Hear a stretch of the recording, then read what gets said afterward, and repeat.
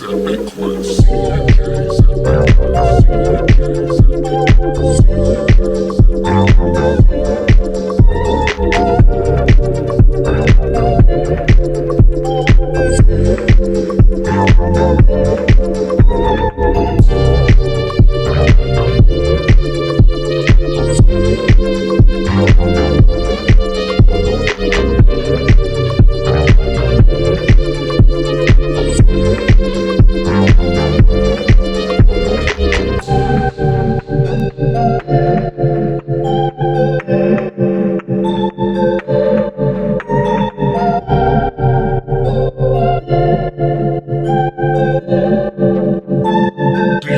CNJ's CNJ's Epic Quest. CNJ's Epic Quest.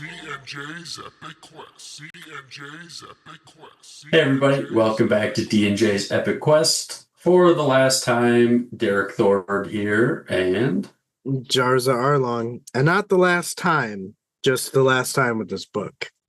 this will probably be the last time Derek Thord is here. Yeah, well, I mean, he's still within the sword, Yeah, so he's still with us. You made it through the whole book. in spirit. Yes, literally. Yeah. Well, how's it going, man? Outside of being sick, I still have like this residual cough. Like Saturday night, when I was first sick, was starting to feel sick. One of our cats had a urinary block, so it was like 3 a.m. We like took him to the emergency vet, and they were like, "Yeah, you need emergency surgery." So then we had to go like wait in the line until 8 a.m. So you'd be surprised at how many people are waiting in line at 8 a.m. Yeah, Yeah. that was fun. I bet not. Sarcasm, I think. No, It was a good time. Did they have like disco lights and balloons? no, I wish. No, not at all. Well, how's Kitty doing now? He's good. They unblocked his bladder. I guess he has a very narrow urethra. So if he gets blocked again, then he's basically going to be turned into a female cat. Oh, okay. Yeah, they essentially cut off your dick. So then that way it doesn't have to travel as far. And it's wider up towards the bladder, I guess. Huh. Yeah. Well, I mean, cat's probably not really using it anyways, right? So Right. So we'll see what happens. It's just he's got to go on a very strict diet, lots of water, things like that, things to help him break up the crystals. something I know a little bit about with our cat, so I can sympathize. It sucks, especially like they're uncomfortable and like they can't just tell you, like your kids, like Dad, I don't feel good. Like you Right. just see them. So yeah, I get it. It sucks. For sure. What about you though, dude? Had a hockey camp last week. That was a lot of fun. And my hockey season's kicked off, and that's maybe been a little less fun because we haven't won a game yet. How many games have you played? 3. Oh, so you're all in 3? We're 2-1. Oh, okay. Wow. And in those 3 games, we've scored 5 total goals, and we've given up 13 or 14. Damn, son. There's room for improvement. We can say that. Definitely some room for improvement. Well, should we say hello to our patrons? Oh, yeah, that's right. Yes. I feel like it's always forever since we record, and I like forget the order of business. That's why there's 2 of us. There's 2 of us. Failing. But what if we both suck? I would hope one of us would catch it since it's literally the first thing on our document. I don't know what you're talking about. All right. Patrons, in order of subscription, we've got Jan the Picker, Luciana Tregan, Ryan the Topological, Damien Facing the Rock, Nate Fiddle Me This, Shield Anvil Dylan, Calvin He Who Witnessed, Livia the Malazan Potato, Aaron Mott Irregular, Scott the Only, Graceless Passion, Dead Smell, Gestriant, My Own Genesis, Alex the High Mage, Tyler the Great Raven, The Joyful Union, Tony the Watch, Steve Bottle Kegs, The Mortal Sam, and John, I'd Kill the Mule. Did John sneak in just in time last time? Or no, I don't remember. Is this the first time? I don't think he snuck in last time. I could be wrong though. Maybe it was Sam who snuck in just in time for the last time we Yes. recorded. So welcome, John, another friend from Sweden that we have. I've emailed with him I would say a decent amount, and we've corresponded that way. And he finally decided to give us some support there. So appreciate that, John, and it's good having you in the chat, hanging out with you. So Yeah. thanks a lot, appreciate it, along with everybody else. Welcome to our little chain of dogs. It is not so little anymore. No, it's growing. It's growing.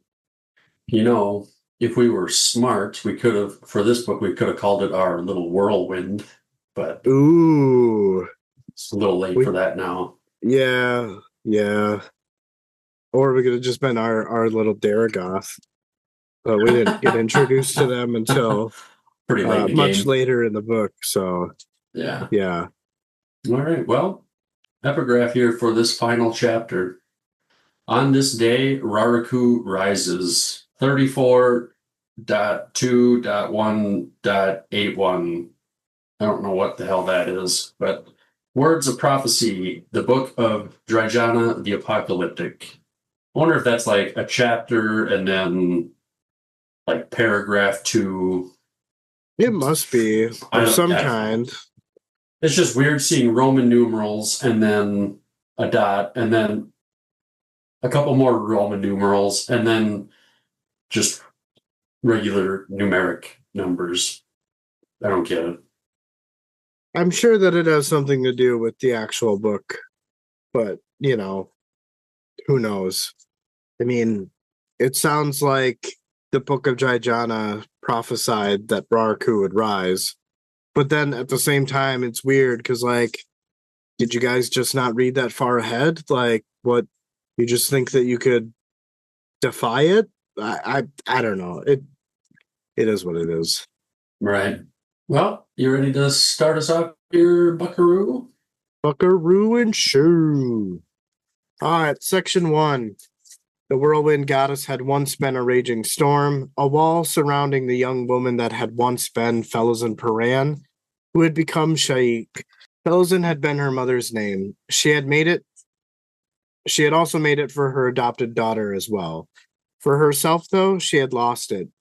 Occasionally, in the deepest confines of herself, she would catch glimmers of that girl, a child with a brother who adored her. Her mother had been gifted with visions. This was well known and a respected truth. Felzin always wished that she would have visions too. That gift only came because of the goddess, this spiteful, horrific creature whose soul was far more dry and withered than any desert. The visions that assailed her were scary things. She realized that they weren't born of any talent, but of fear. The whirlwind wall had closed, retracted, to rage within Shaik.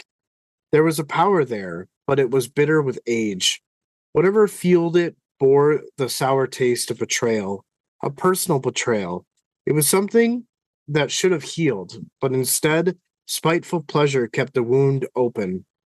It featured until all that was left was hate. Hate for someone, a hate so ancient it no longer had a face. Shaik saw it for what it was. She realized that whatever the betrayal it had not warranted this brutal reaction. It had been wrong from the very start.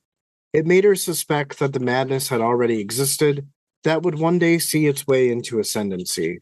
She thought to herself that step by step we walk the most horrendous paths, walking along the edge of an unsuspected abyss. Friends see nothing wrong, and the world seems normal. No different than anyone else, not from the outside, not even from the inside. Apart from the tightness and the whisper of panic, the confusion that threatens your balance. Felazan, who was Shaik, had come to understand this, for she walked the same path. Hatred so sweet, it was sweet. She thought to herself that she had walked into the abyss. She is mad as the goddess. This was why the goddess had chosen her, for they are kindred souls. She wonders what this edge is that she holds on so tightly for. Why does she think she can save herself? Find once more where madness cannot be found, where confusion doesn't exist. The place, it was childhood. She stood in the main chamber, imprisoned in a stranger's armor. She could almost feel the goddess reaching out to her, to swallow her. Not a mother's embrace, no, nothing like that at all. This one would suffocate her completely. She thought that the goddess's ego was armored in hatred. She is unable to reflect and can barely see outside of herself. Her walk is a shamble, stiff, a song of rusty fittings. She smiles a grin in the shadows. Her last thought was to hold up the mirror to herself at her own risk. Outside stole the first light of dawn, and Shaik reached for her helmet. Good job, dude. Thank you, man. Can I say one thing quick? Yeah. So I got to read this chapter before you, Yep. and I was excited to read it. There was a lot. I was like, holy shit. We were right on a lot of these things. And there were plenty of things we were wrong on too, but I was pretty surprised. Pretty surprised on how many things that we got right. And some of it kind of felt like we're just throwing things at a wall a little bit. Like after I had a little time to sit on it and digest this chapter, I really didn't like the ending of this book. Oh. And there will be a number of reasons, and we can talk about that. But, in our Patreon chat, I said I would probably rank this third out of the 4 books that we read. After sitting on it some more, I think I would probably rate it last. Just because of the ending? Yep. And there's a lot of great things in this book, like a lot of great moments, a lot of cool things.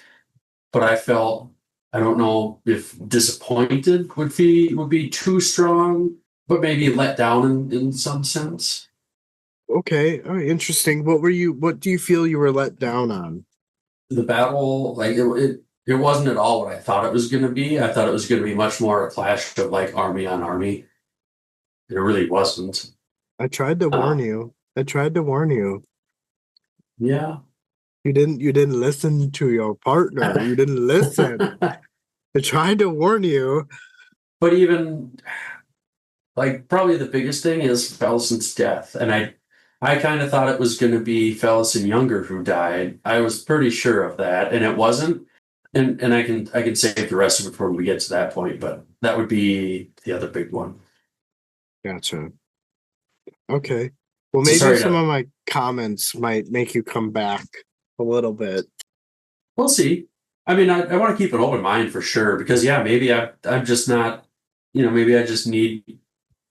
There's a lot of times, you explain things to me and I see it differently then. So that could very well be one of these things. Got it. I guess the battle thing, it would have been cool to see the battle, but I feel like it was almost cooler to see everyone that was slain at the fall come back and get their vengeance. Right? So like to me, that almost was cooler because they themselves got to get their retribution. Yeah, and I like that, like some of those intimate moments that we got, but just I don't know. Like I said, I'll have some, a few thoughts here and there later on. All right. Well, I'll continue with my thoughts here. Sure. So this personal betrayal, whatever fueled the goddess's rage, it bore the sour taste of betrayal, a personal betrayal. And this itself is a hint. And I don't know why I didn't pick up on it the first time I read the chapter, but I mean, all of this is hinting at who the whirlwind goddess is, right?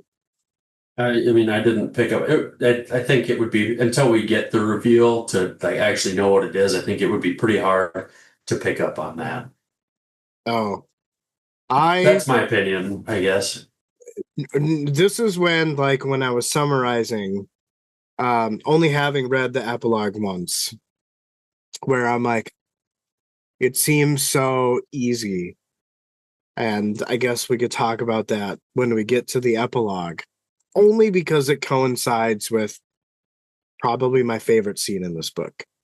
But there's also another hint later, just a little bit after, where it was, where she's inner monologuing, and it was like until it was left was hate. All that was left was hate. Hate for somebody. A hate so ancient it no longer had a face. Right? The Talani Mass, or what? Decrepit, like skeletons. Right. So this personal betrayal no longer has a face, which we know is true. And so I just thought that that was really cool. Well, Palava still has a face. Yeah, but that's not who she's talking about. But I mean, that's part of the betrayal in a sense. I guess I'll give it to you there, but I feel like it's like a butterfly effect, right? You Sure. can't hate what came afterwards until what came before actually occurred, right? And then this thought that she has to herself about walking the most horrendous paths, walking on the edge of like an unsuspected abyss, while everything around you just kind of continues to move on, right? And I like how she's thinking about walking on the edge of the abyss, and that seems normal, but to be confused, to panic, and it's one slip and you fall. Also, it's kind of a comparison between herself and the goddess because of the hatred that led her to this abyss, right? She was so pissed off at Tavor, and like we see it in Dead House Gates, right? Like a lot of people comment about her character in Dead House Gates, how it's rough, it's abrasive. She's pissed. She is scorned. Her own sister betrays her, thus leading her to this, right? And she never gets to know the reason why. No. She never gets to know the reason why. And that will obviously come up in a little bit. Had she known the reason why, had Tavor been able to send a quick text like, hey, sorry you're in there, I had to do it because of blah, blah, blah, Shaik would still be here. Felozin would still be here, right? And this is where throughout this season, right, throughout this book, it's one of those things where like it's all just this misunderstanding. It's a huge misunderstanding that has gone way too far for everybody involved. And I think that's what makes it so much more defeating how it ends up. You might think disappointment, but it's brutal, right? That misunderstanding never gets a resolve. That misunderstanding never gets clarity. And to me, it makes it so much worse. Anticlimactic, I'll agree with you. It being anticlimactic doesn't bother me. Like, I agree, it is brutal and it is cold. And I think what hurts the most is I liked, in Dead House Gates, I liked Fellison's character a lot. It's cold. She's just like swept under the rug, right? Like, it's just, I wanted to, like, I read that scene, and I don't want to get into it now. I don't want to get into it till we get there. Okay, that's fine. We'll get into it. My last thought here is just at the very end, the outside stole the light of first dawn, and Shaik reached for her helmet. I feel so bad for her. The hatred just won't let her go, despite all of her attempts to take a look at who she's become, right? Hold up the mirror to herself at her own risk. Like, she hates her sister so much that she won't even allow herself to reflect, which is a direct parallel to the whirlwind goddess. I mean, she says it later on, but it makes sense, or earlier on, why the goddess picked her, right? And again, like, there's so much divisiveness around the whole, like, she is Shaik reborn. I will adamantly say I don't believe that. I think that the goddess is just picking people who are fueled with vengeance, right? Like, we don't get a lot about Shaik Elder, right? We really don't know her that much. What we know from Fellows in here is she's pissed, she's angry, right? The goddess saw a way to use that, and then eventually, as we find out a little bit later, to essentially, take her soul, possess her, right? To ultimately seek out what we'll talk about in a little bit. So I would imagine that it's one of those things where, like, if there's a period of time where nothing happens, oh, well, I guess I need to move on. That's kind of how it feels like to me, is that Shaik Elder was too old for the goddess's ultimate motivations, which we'll reveal. But Felizin was just that perfect. Had everything. It was everything that the goddess needed. And all because of a misunderstanding. So I feel so bad for Felizin. Like, and we'll talk about it, yeah. I think it sounds like to me we feel kind of similarly, while at the same time like being on opposite ends of that spectrum of how we feel. Like there's Yeah. commonality there, I think. Yeah. But No? yeah, those were my only thoughts for that first section. All right. Well, we'll get into my first section here.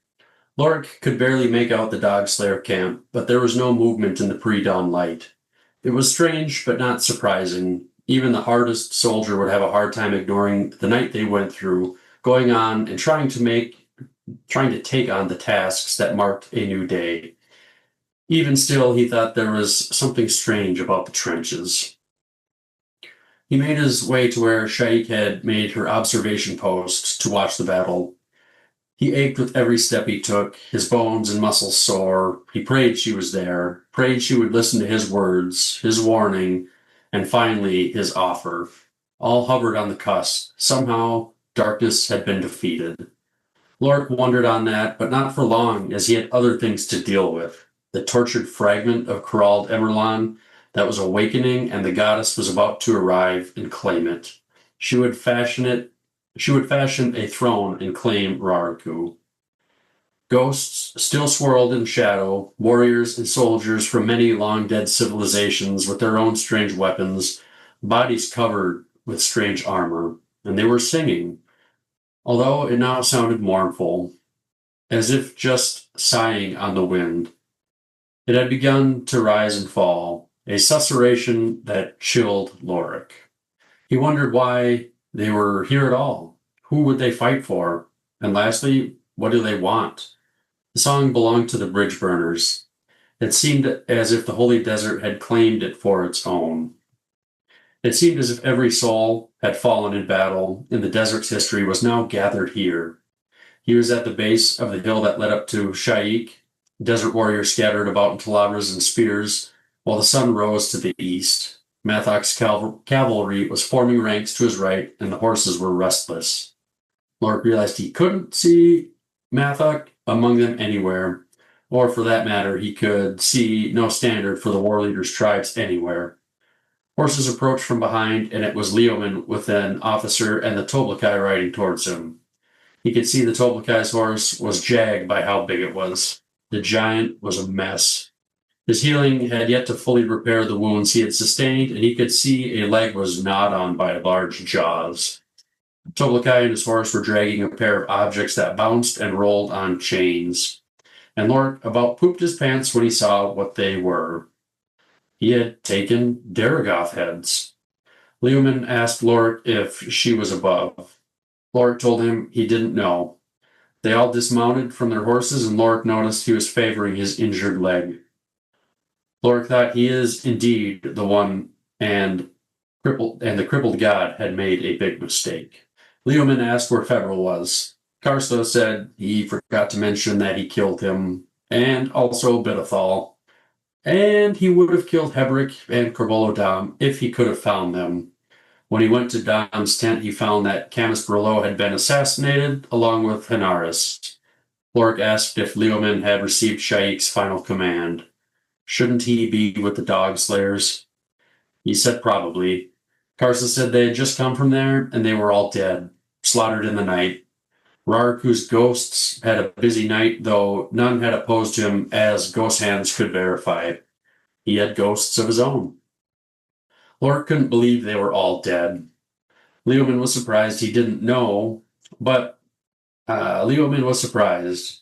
He didn't know how, but they could still win this, just not here and now. They needed to convince Shaik to leave. Lorik said that wouldn't be possible. The goddess is almost here. It's too late for that. They climbed over the crest, and there Shaik was, helmed and armored as she stood with her back to them.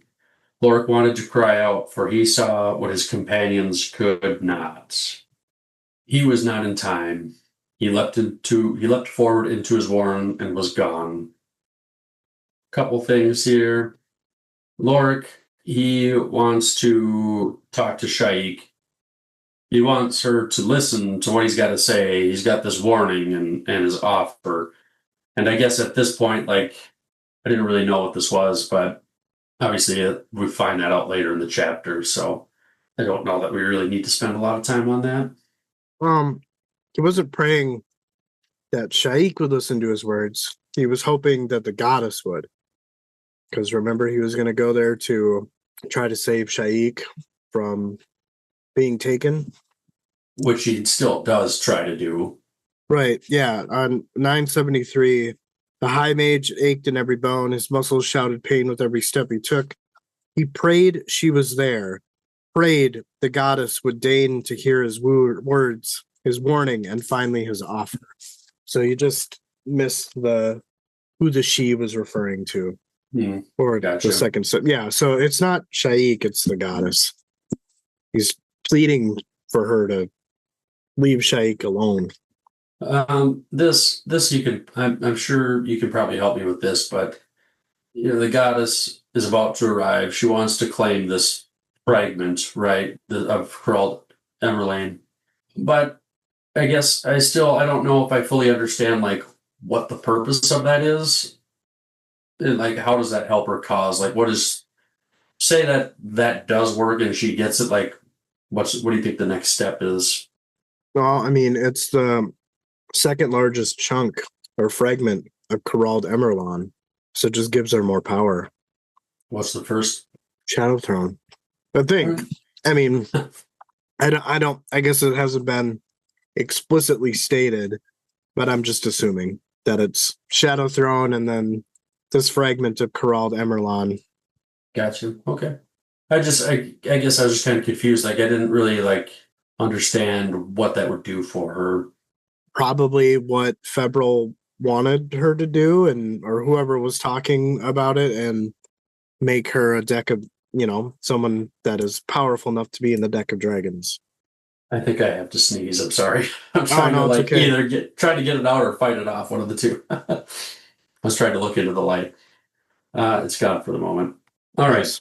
Karsa, he's shown up on his horse on Havoc, and there's these things. He's like, "What the hell are these things?" And he's kind of surprised. Not kind of surprised. He's really surprised when he recognizes that it's Daragoth heads. And I just thought, like, I just had this image in my mind that, like, these things are like the original Malazan truck nuts, like just dragging behind this horse, these huge heads. Yeah, those trucks that have the ball sack hanging from the hitch or whatever. I'm forever gonna have that as a visual. Thank you. You're welcome. You're welcome.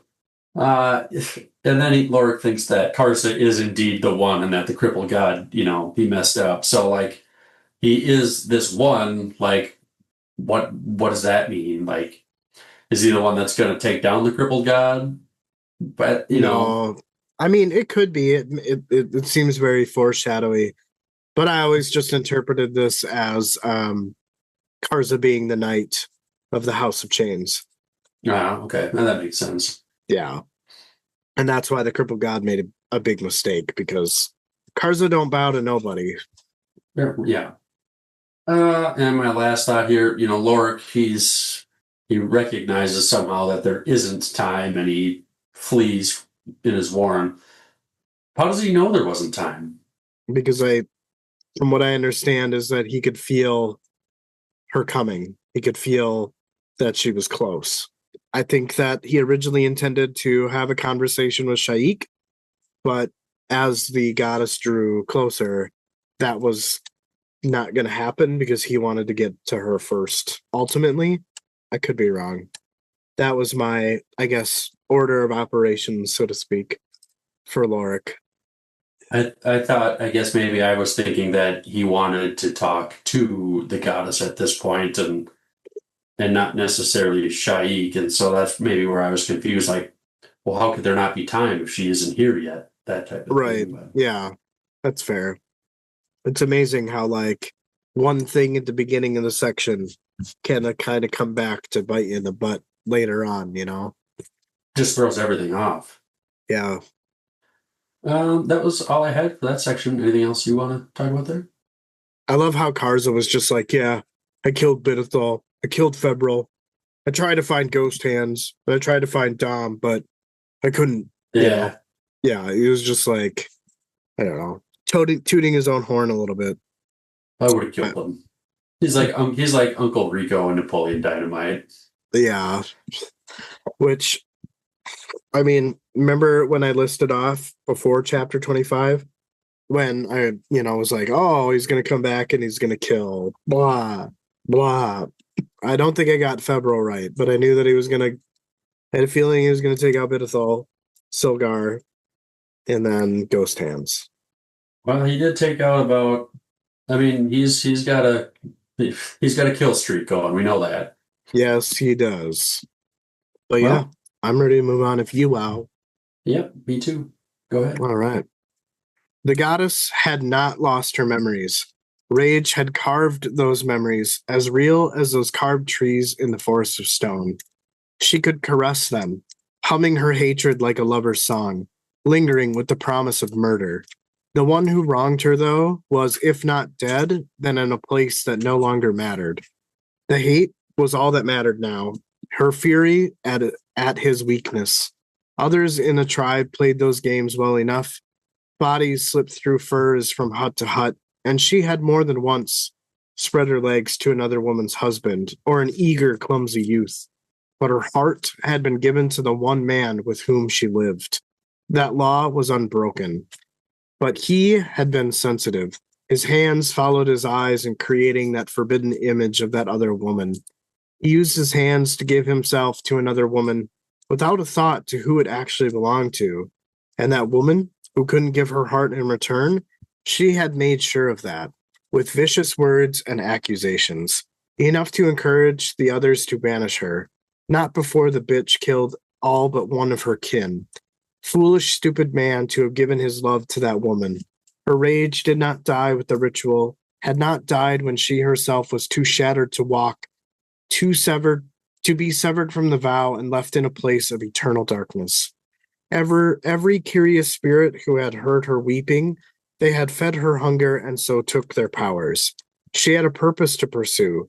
The children had swarmed the world, and who was their mother? None other than the bitch who had been banished. And their father? Oh, yes, she went to him. On that last night, she did. She reeked of her when they dragged him into the light the following morning. The truth was in his eyes. A look she would never forget. Vengeance was a beast straining at its chains. It was all she ever wanted. It was all about to be unleashed. Raraku could not even stop it. The children would die. She will cleanse the world of them, born of that single mother. Of course, she didn't join the ritual. A new world waited within her. Now at last the goddess shall rise again, clothed in the flesh of one such child, and she would kill that world. She could see the path opening, the way ahead was clear, a tunnel walled in spinning, writhing shadows. It would be good to walk again, to feel the warm flesh and the heat of blood, to taste water and food, to breathe, to kill. This was a section when I had first read it, my jaw dropped because I was like, holy shit, you were right. What was I right about? That it was a Talanimus. Oh, yeah. Okay, gotcha. And just then just kind of getting that connection that you kind of get a connection to Memories of Ice with Kalava, so I was like, I was like, oh wow. It caught me off guard a lot. Yeah, it's just the part where she goes, the one who wronged her though was, if not dead, then in a place that no longer mattered. And the amount of foreshadowing is just amazing. And I'm just digging all of this. But I think this was the section where my jaw dropped because as I kept reading, like I come across this creating that forbidden image of that other woman. And this is the part that made me think it was Onrak's wife. I'm starting to think that section where my favorite section, right, popped out to me for a reason. And I'm really surprised with how much I love that section that I didn't pick it up. It was so obvious, right? Like she never gets mentioned again. Never gets mentioned again, but she's a lover scorned. So, well, who else could be that wrathful at such a betrayal, right? Throughout this whole book, when they talk about the whirlwind, in some way, shape, or form, they're talking about, oh, she's rageful, she's vengeful, like that's all she cares about. She doesn't see anything but red, like all of those were pointing to that fucking moment. And like I missed But it, but it was right there. to be fair, I don't think it maybe I'm wrong on this. I'm not sure, but I don't think until this point, I don't think we knew for sure that the goddess was a Talanimus. There was hints that you had picked up on, but I don't think we actually knew for certain until now, did we? Well, during Febrile and Dom's conversation in like chapter 23 or 24, they talk about how they talk about Febrile reveals to Dom that the whirlwind is a Talanimus. Okay, And but Dom's even like, still, duh, I know. that's Yeah, very late. sure. And also, like, Yeah, why would we have had any? Why would we have thought that there was a connection to Onrak there? we We didn't. wouldn't have. Right. Yeah. And I didn't predict that it was, I think I was close because I had said that, the Book of Dryjana, all it had was vengeance and hate and destruction. And in that section, they were talking about that cult. And so I thought that the whirlwind was using the book. But it makes sense because she was probably part of that cult. Right. So I think I was close. Yeah. No, dude, you were great. I wonder how many other people picked that up though. Because I feel like that was really in the weeds. And then enough to encourage the others to banish her, right? Like it's kind of coming from the goddesses or Onrak's wife's perspective.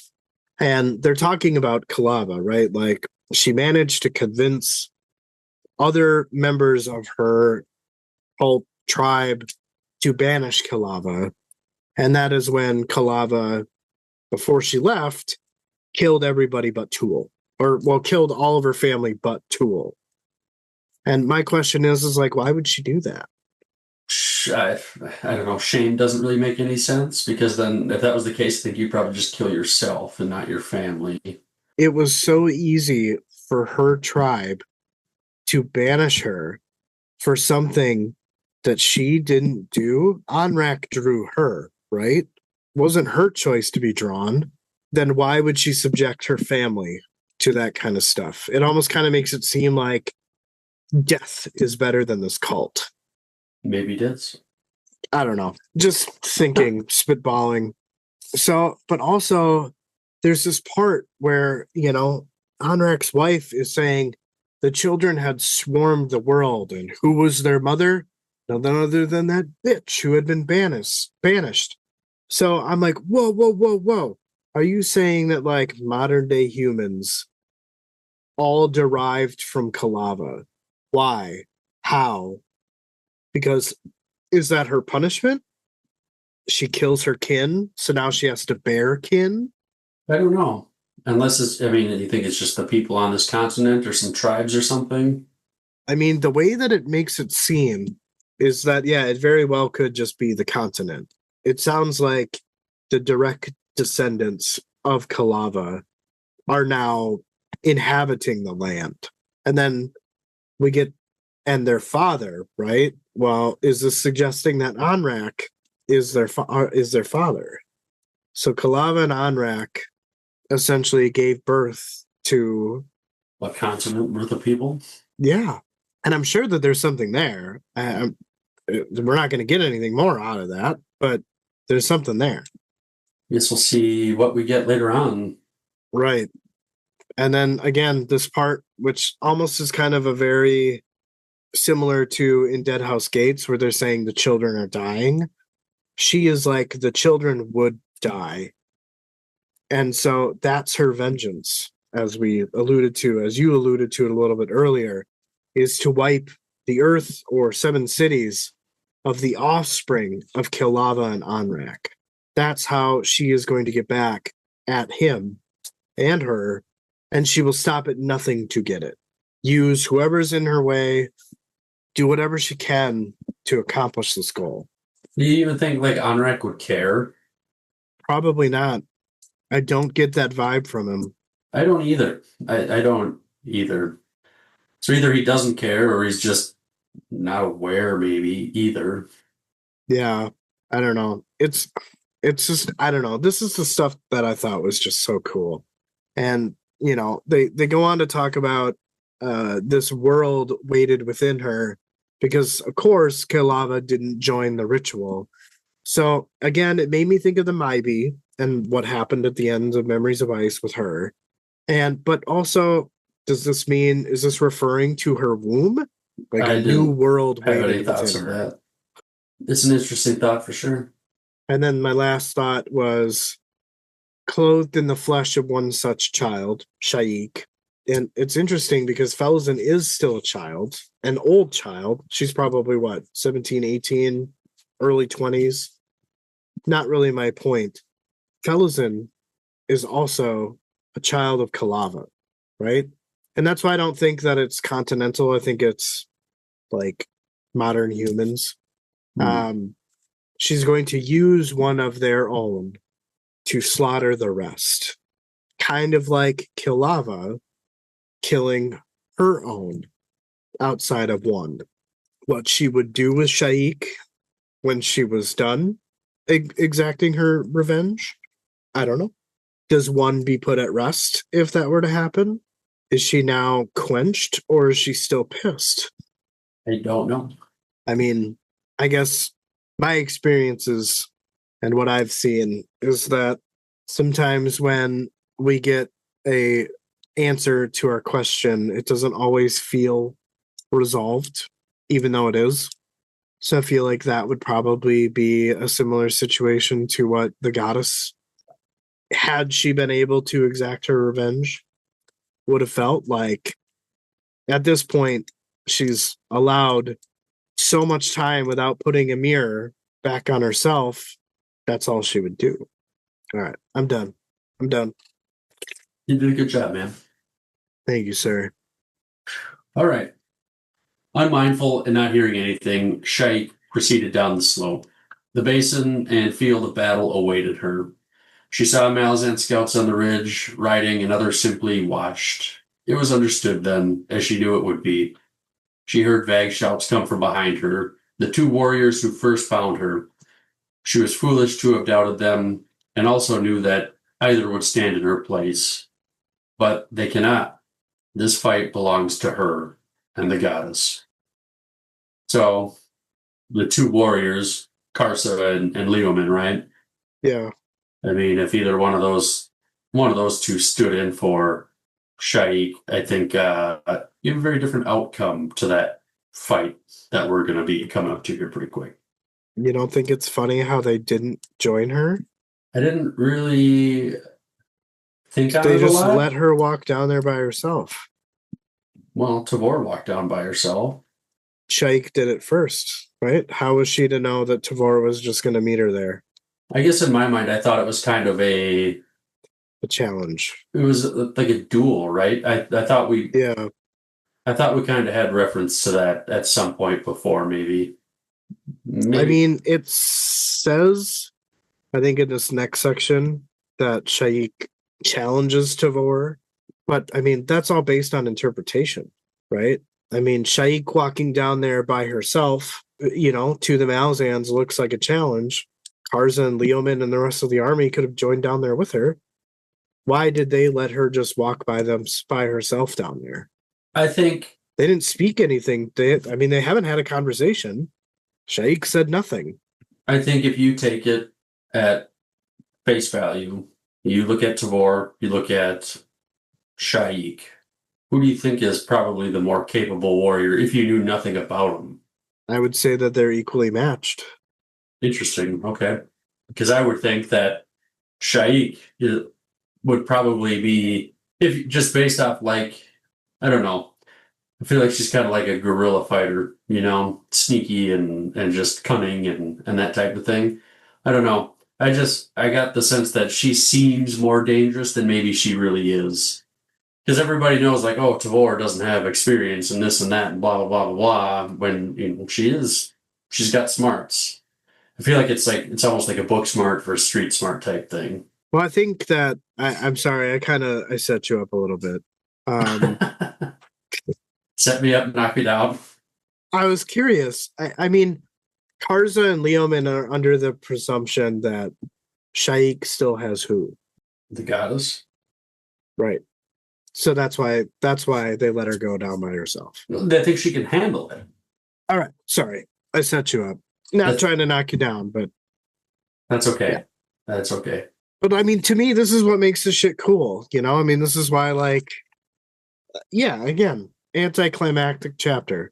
But there's so many, like, beautiful, rich details here. I don't know. Make it like any other to me. Are you ready for the next section, sir? Yeah, sorry, I tried to steal it from you. What? Sorry. Oh no, it's fine. You can read it if you want. No, you're good. Keneb was told to enter, and after collecting himself, he entered the command tent. Tavor was putting on her armor. Tavor asked the captain what was up. Keneb explains that he had just come from the Fist's tent. He explains that a cutter and a healer were sent for at once, but it was too late. He explains that Fist Gamut died last night. The cutter believes that it was a clot of some kind, born the night he was thrown from his horse. He saw her face go pallor, and then braced herself on an edge of a table. Keneb said that he had died in his sleep. She turned away and stared down at the items on the table. She tells him to leave her and to summon Tiamber. She couldn't finish her sentence when a clamor was heard outside. A Wiccan youth pushed inside the tent. She tells the adjunct that the Shaik has walked down into the basin. She has issued a challenge. After a moment, Tavor nodded and said, very well. She tells Keneb to forget the last order. She tells both of them to leave her.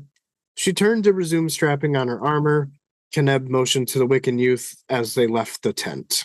Outside, the captain hesitated and thought it's what Gamut would have done, right? The Wiccan asked if she would fight. Keneb glanced over and said that she will, and to return to Tamul as there is a battle ahead of them yet. He watched the young Wiccan trot away. He swung his attention to the tent on his left. There were no guards before its flap. Keneb halted at the entrance and asked if Lady Tiamber was inside. Tiamber emerged dressed in light armor, a sword strapped to her hip. Tiamber asked if the adjunct wished to begin her morning practice. Captain looked her in the eyes that gave the woman her name, and explained that Gamut had died last night. He had just informed the adjunct. All she said was, I see. Keneb explained that Shaik was in the basin waiting. He tells Tiamber that he thinks the adjunct might appreciate some help with her armor. To his surprise, she turned back to her tent. She told the captain that she wouldn't this morning. She understood his motives, but not today. And then she was gone. He stood motionless in surprise. He thought to himself that he clearly didn't understand women. He faced the command tent in time to see the adjunct emerge. She was in full armor, and on her helmet there was no visor covering her eyes. Many fighters found their vision too impaired by the slits. He watched her pause and look at the sky. She then walked forward. He gave her some distance, then followed. I didn't I didn't remember that part. Which part, sir? Tavor, her helmet, like, wasn't, like, fully covering her face, right? But Shaik's was. Exactly. So she could, I mean, she already knows she's going against Tavor, her sister, but not vice versa. And I know you and I kind of struggled with that a little bit. Couldn't remember, did Fellison have the full, like, face, like, how could she not recognize her and that type of thing? Yeah. But yeah. Yep. And that's why it's so important, as we'll talk about later. But that was my last comment. So that's great.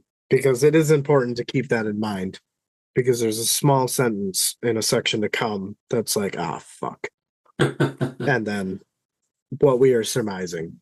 Sure. But I don't know about you, dude, but like when I read this, like I teared up a little bit because he could have just done this, right? Like, but the section from the previous chapter just made his death so much more magnificent. Like, and we had predicted, like, this is probably one of those things where you're talking about where we both thought that he had died. Yeah. And we picked him up and we picked that up. But like to the unsuspecting reader who thought that maybe he was just having like Hallucinations or something. Yeah, or like he just needed to get out to like make himself feel better because he was sick at the beginning of that section. And I don't know, it just made that so much more powerful. But that was a chapter ago. I was definitely bummed that he died because I did like Gambit a lot. And this is part of what makes this chapter good. I don't, to me, this chapter it's not an end. It's just a very bland transition from one event to the next, right? Like it's closing off a lot of things, but it's leaving so much more open for whatever's going to happen next, right? And Memories of Ice even ended the same way, right? Where like there's so much that got closed and there was so much left open because it's all going to converge into Bone Hunters or, Reaper's Gale. Because to me, like Dead House Gates and House of Chains and then Gardens of the Moon and Memories of Ice are, they're two stories kind of happening at once. And then now they're converging onto the main path, Right. Like you had said, we thought he was dead, and I'm not upset that he did die, but like I said, I liked him, but I think this is probably, again, one of the better deaths that we do see, just because like even in that death, it's still kind of, I think I said like in the last episode, it's a happy ending of a sort, right? Like we don't get a lot of those. Yeah, it wasn't brutal, it wasn't gruesome.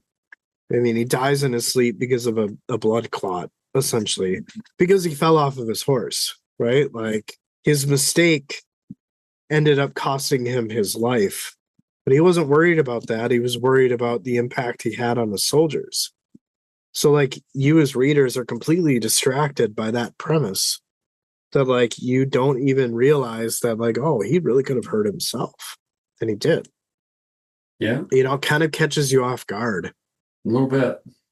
But also, we saw him battling dog slayers as the soul of Raraku. You can't tell me that that's the only time the souls of Raraku are going to come up. So we'll probably see him again. Maybe. That's all I have to say. All right. Cool. All right. Section 6. Lorik fought his way through the warren, scraped by skeletal trees and branches, tripping over roots. He didn't expect this. There had to be a path. A way through this blackwood forest. The damned goddess was close. She was close. Had to be, if only he could find a trail. Trees were leaning every which way, so it looked like an earthquake had taken place. Wraiths and shadows were everywhere, darting in on the high mage before taking off again. Through the trees, Lorik could see the fire flicker, and he made his way towards it. It was her, and the fire confirmed what he had thought, an Imus trailing the chains of Telan. The ritual shattered. She has no place here at all. Spirit swarmed her burning body, drawn by the power she had accumulated over the hundreds of thousands of years. Hatred and spite had turned them all into vile creatures.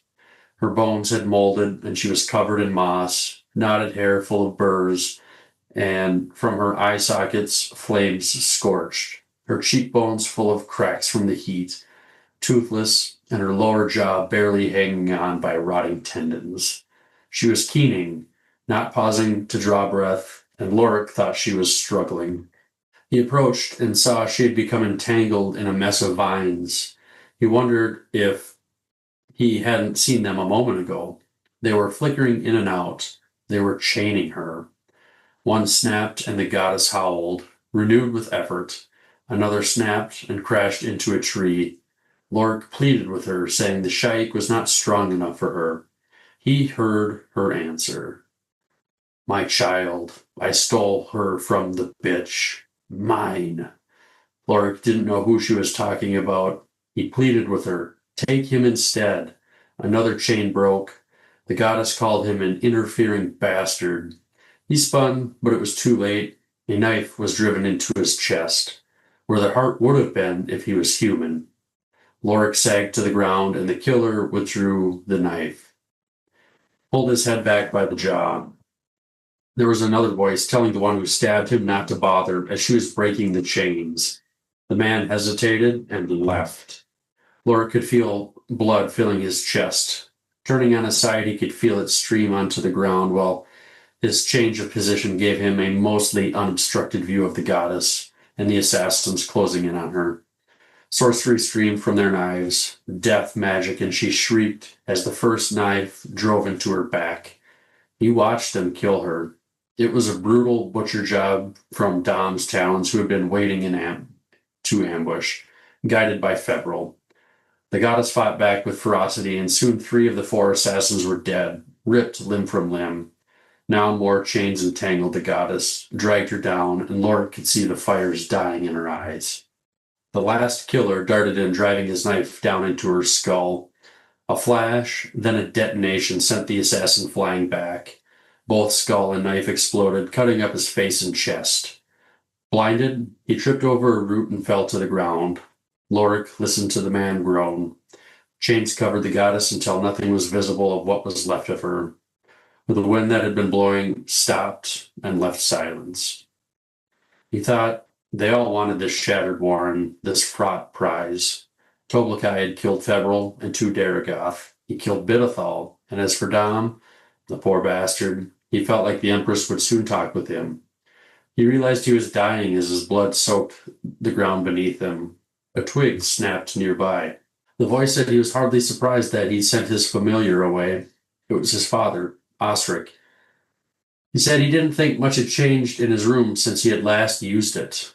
Lorik thought dusty, perhaps. Osric said the whole keep probably was. He hadn't been there in centuries. He had dismissed all the servants 1,000 years ago or so. Lorik said he would be surprised if the place was still standing.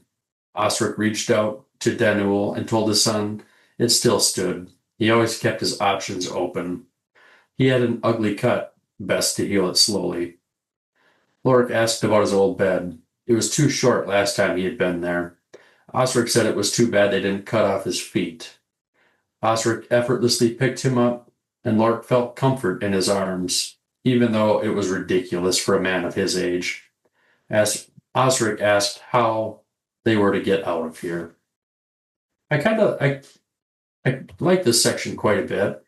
I mean, it's pretty brutal, but just this interaction with Osric and Lorik, and I don't know, Osric doesn't seem very concerned that his kid's bleeding out in front of him. I've got a few thoughts here. My first one, Lorik's watching the goddess. She's, as it says, trailing in chains of Telan, the ritual shattered. She has no place here at all. And I had such a hard time with, we got this ritual, we have this vow, I don't really understand how they're different from one another. I just need you to dumb it down for me, Justin. Keep it simple, stupid. Keep it simple, stupid. I'm just gonna, what's in my mind is ritual is equal to immortality. Vow is equal to genocide of the Jaghut. Okay, but how could she be alive if the ritual is shattered? Because of her madness, her wanting to be revenge, right? And soaking up all the souls that offered her comfort. She essentially ascended. She was so pissed off. It's like that D&D joke, like a barbarian's just too angry to die. Essentially. Okay. Probably a kiss way of saying it, right? All right. I mean, okay. Is that accurate? Is that correct? I don't know. I could be wrong, but I mean, that's what I'm envisioning it, right? Like she is outside of the ritual, right? So I that guess. means that her immortality has to come from something else. Obviously, if something is that strong, right? She was scorned and betrayed, and you just can't let it go. Like, obviously, that's going to be a magnet to whatever small pieces of power she can get at a time. There's a reason why he's using layers and layers as a way of personifying the whirlwind goddess, is because that's essentially it. Layers of dead souls she's taken, right? Like, there's a battle, soldiers die, those souls give her sympathy, she ends up taking them, right? Sands wash over those ruins and those bodies. Another battle takes place. She takes those souls. You know what I mean? So, like, there's layers to her immortality. So, it's almost kind of like she is the invasive species to Raraku. The souls that should have belonged to Raraku are with the whirlwind. Obviously not all of them, but and so that's why throughout this book there's a lot of that, like, personification between the two, as if they were warring with each other, which they kind of are in a way. I don't know if that answers your question, but I think it helps for sure. yeah, just ritual, immortality, vow, Jaghut. That's simple enough for me. This, first of all, this description that we get of the goddess, just like how she's kind of being taken over by plant life and stuff, was really cool.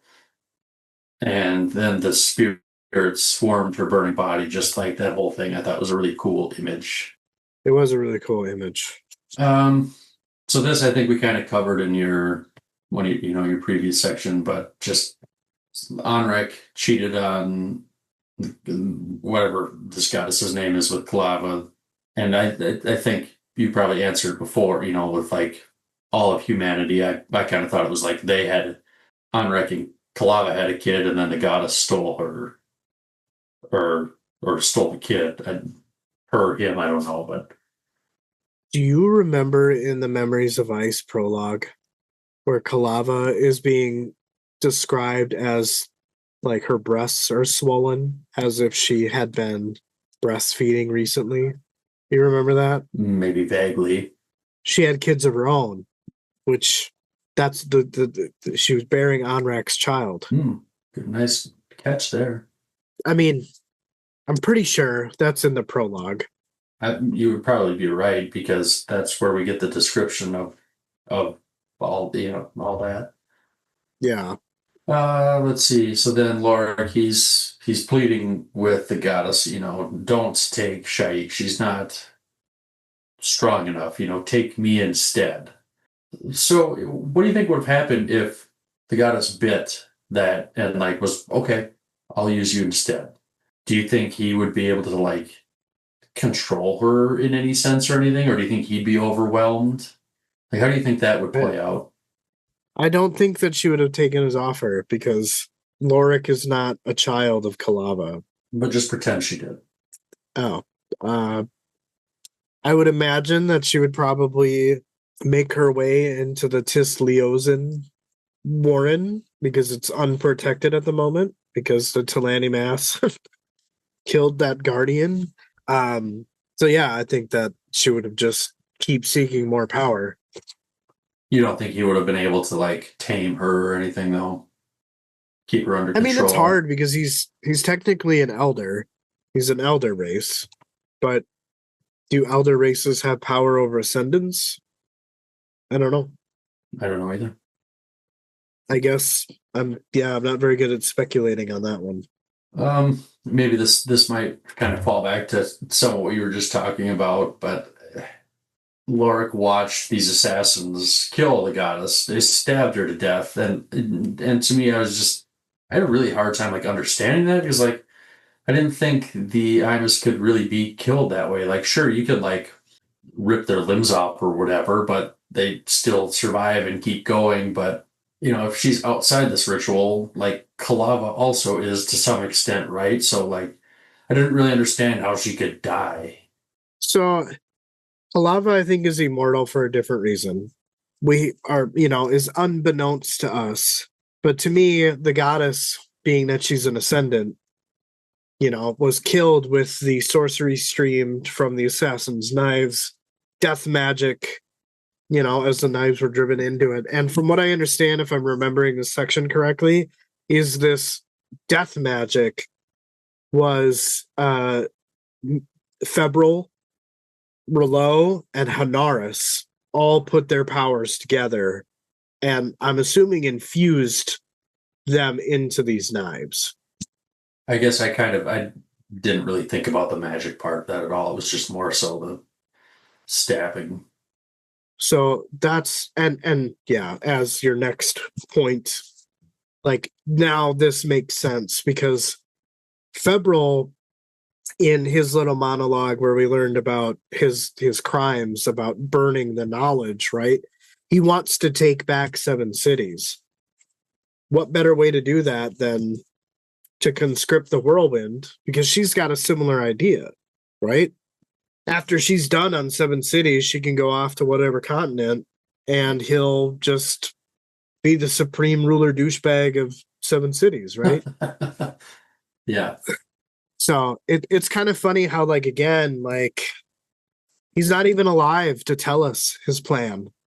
But, like, if you're paying attention, like, it makes sense. So yeah, we'll skip that comment, but my last thing here, just Lorik's having this moment with his dad as he's bleeding out and dying, right? And his dad's just cracking jokes at him. Oh, it's too bad they didn't cut your feet off so you could fit into your bed a little better. Like, thanks, Dad. Like, I just got stabbed. Right.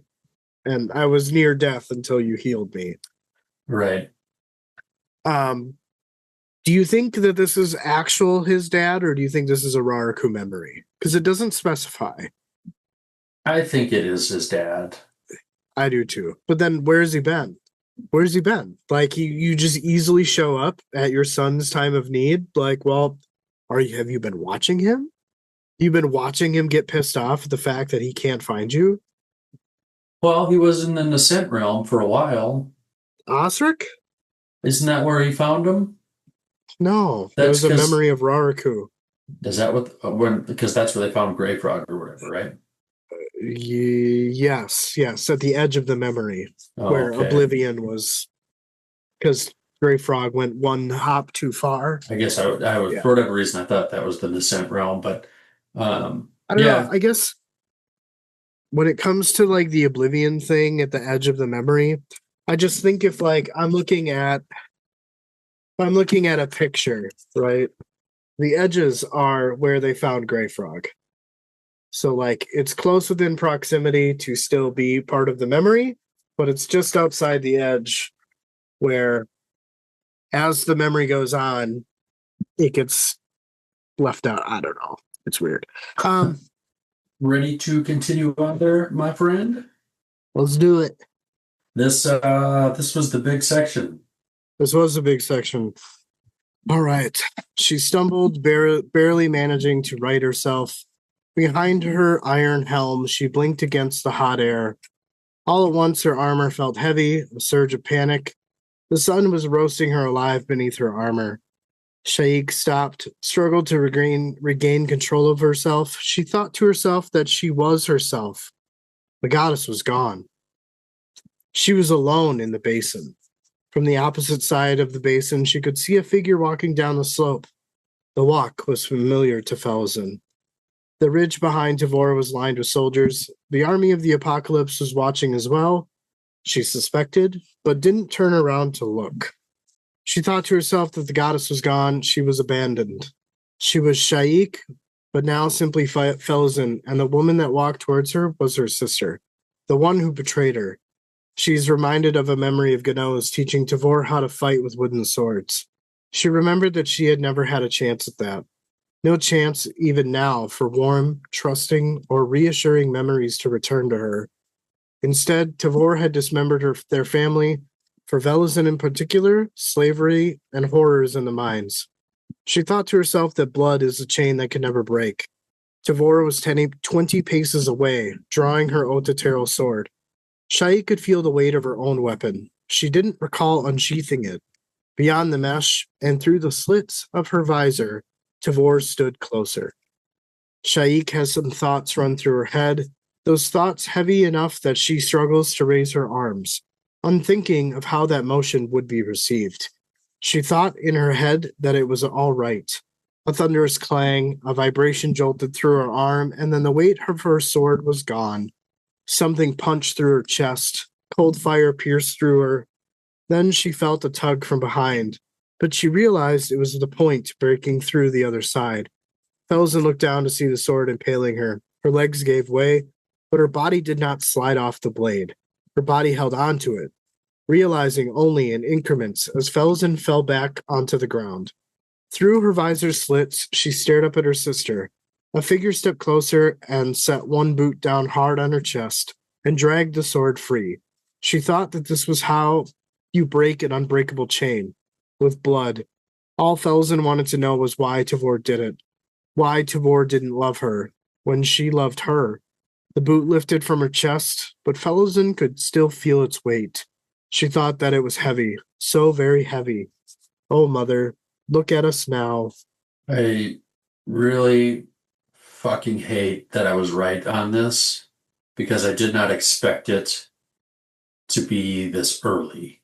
Remind me, what were you right about? Tavor killing Felsen. Yeah. Like, I thought that was going to be like a much later thing. Oh, really?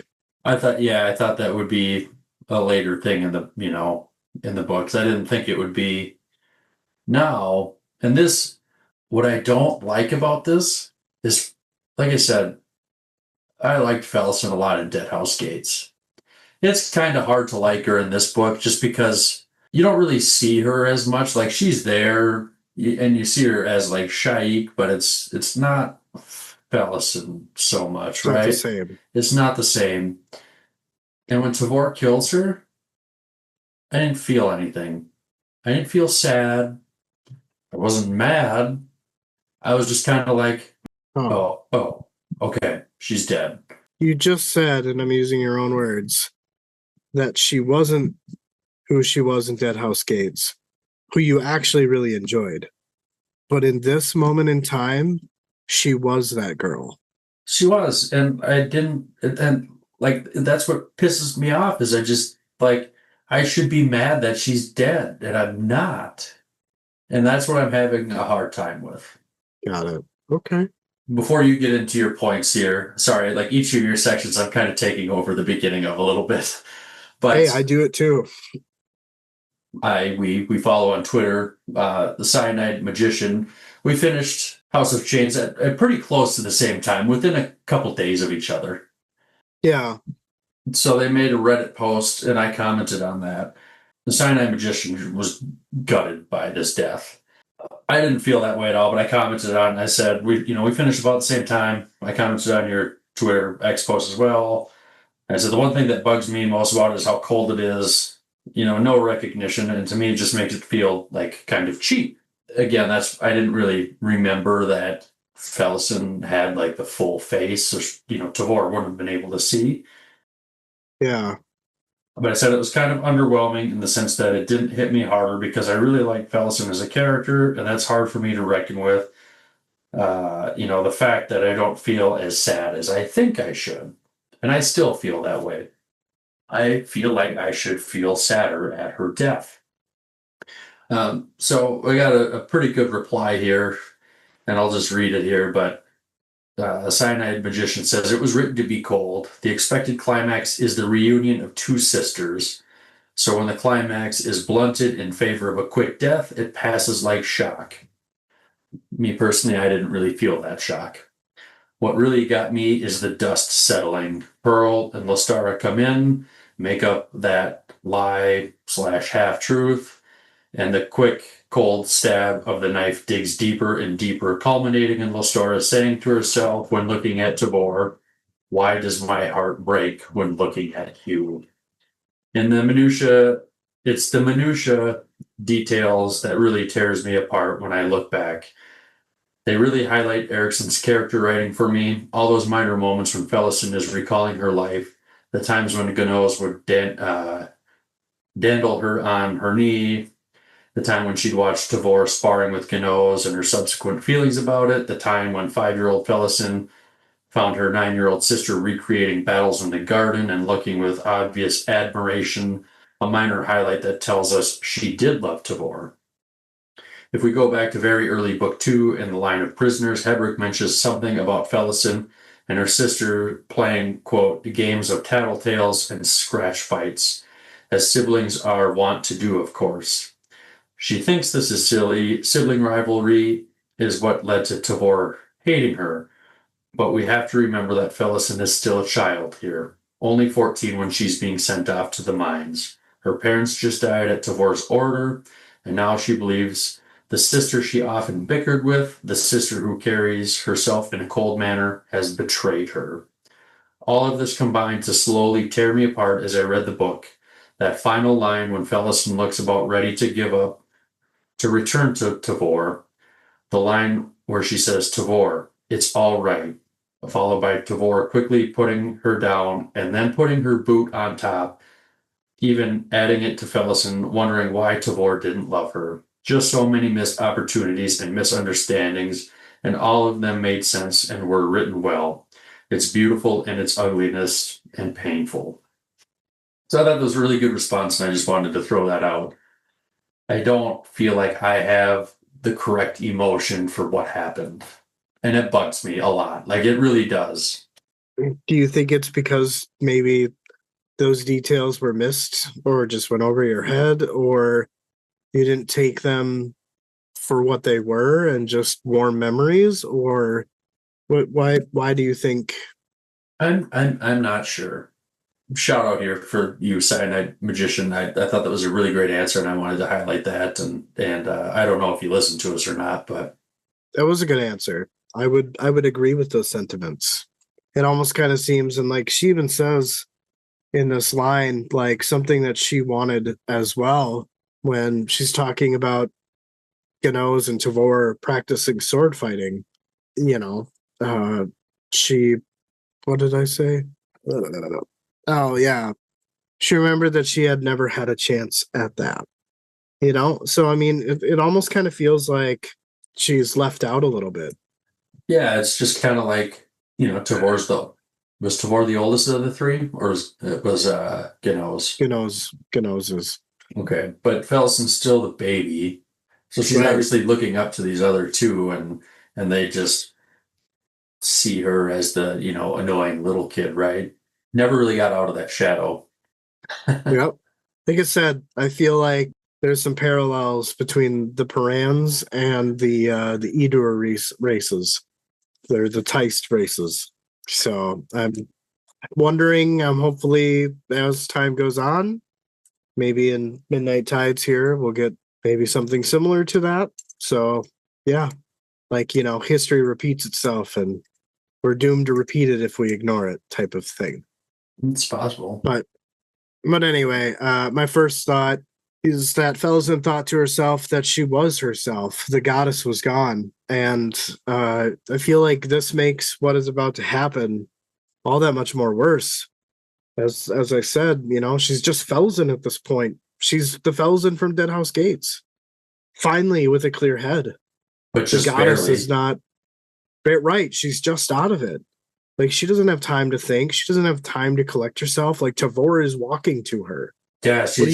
she's just like recognizing that she's like hot as balls in this armor, like Yep. like that's just starting to hit her. Yeah, it's a lot of in Deadhouse Gates, her mind was clouded with Durhang. The same could be said about the Whirlwind Goddess for the whole book. Shaik was not Felazin. Felazin is not Shaik. Shaik is Felazin plus the Whirlwind, the goddess. She kept a lot of Felazin out. She kept Felazin focused on revenge and rage. And so, like, it almost kind of feels cheap, as you said. Felazin she's the one who lost. Yeah, yeah. And then again, Beyond the mesh and through the slits of her visor, Tavor stood closer. And I do believe that if Shaik Felizin hadn't wore the helm of slits, that Tavor would have recognized her and therefore probably not killed her.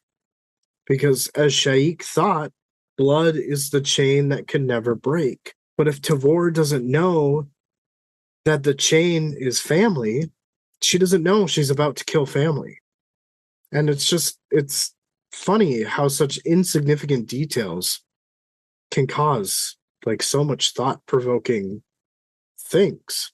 I don't know that she wouldn't have. You think she wouldn't have killed her? Like, you really think she wouldn't have? I don't know. I don't know that I'm fully convinced that she wouldn't have. You think that like if as Tavor got closer, if Shaik didn't have a face, a visor on, if she would have recognized Felizin, what did Tavor do throughout this whole book? She sent Pearl and Lestara to go track her down. That's Like, true. she still cares about her. But what else was she supposed to do in that moment? Like, you're just gonna hug it out and be like, "Yeah, let's get out of here." I would be pissed. I would probably start yelling at her. Like, what the fuck are you doing? I would imagine that the Malazans and the Apocalypse Army would be extremely confused to see them just fighting with each other. The Apocalypse Army, they know the adjunct was her sister. Shaik knew, but yet she, like, again, in this rage-filled, like, because when she's donning her armor, the goddess was still there. I mean, that's the beginning of the chapter, right? Like, she says, it said that, like, she can feel the goddess retracting and, inside of her. So again, it's complete distraction. The goddess is the reason why she puts on the visor, not Felizin. That's why I'm saying that the details, as insignificant as a fucking visor on a helmet, could have been a huge change. Could have been a completely different, like, turn of events. I will buy into that. I think the Pearl and Lestar thing is kind of what turned me. That does make sense because yeah. But I still don't know, like, what do you do with your two armies? Like, we're gonna turn around now. We're just gonna march back. Leave us alone. We'll leave you alone. We'll just go our separate ways. Like, that's kind of hard for me to buy into on that part. But I suppose, I mean, you could figure something out. I think that there would still be contention for sure, but I think that the dog slayers are dead. It's really just some horse warriors, Leomin, Tobakai, and as we'll find out in a little bit later, Tobakai no longer sees the Malazans as enemies. So totally possible. Focus their attention on Lucine or, go their separate ways. I mean, I don't know. My last thought is that Felizin could still feel the weight of the boot. She thought that it was heavy, so heavy. And it's still so fucked up to me that Tavor doesn't know that she killed her sister. That part is so fucked up. Yeah, I wonder how that will play out too, because I mean, if you look at other like fantasy book series, gods and stuff typically don't look very good on, people who kill their own family members. Now, and I get this is a little bit different, like she didn't knowingly do it, so maybe that'll be a factor. I don't know. Obviously, this is a completely different book series from any other one, so maybe it won't even matter at all either. I don't know. Right. Probably the one that comes to mind is like Game of Thrones. Is that like society or like gods don't look well upon people who kill their own family members? And obviously, like Tavor didn't know it was her sister. This is not a Game of Thrones, so maybe it won't be a factor, but I guess I haven't read Game of Thrones, so I'm not quite sure what it is that you're talking about. But yeah, I mean, I see your point. it's just kind of, frowned upon to kill your family Yeah. members. Well, ready to move on here? Yeah, I'm ready. All right. Kars's hand reached out and grabbed Leoman before he fell. He told his friend that she was dead, to take his tribes and get out of here. Leoman took his own hand and passed it in front of his eyes and said, "Dead." "Yes. I'm sorry, Toblakai. It wasn't that. She didn't know how to fight. Karsa spoke with little sympathy, saying that this was true. Now she's dead. And the whirlwind goddess within her. They've lost. Leoman said more than they knew. The adjutant was looking at the corpse of her unknown sister. Both armies lined the ridges in silence. Karsa frowned and said the Malazans were not cheering. Leoman said no. They probably hate the bitch and that they needed to go. They ride to Egatan.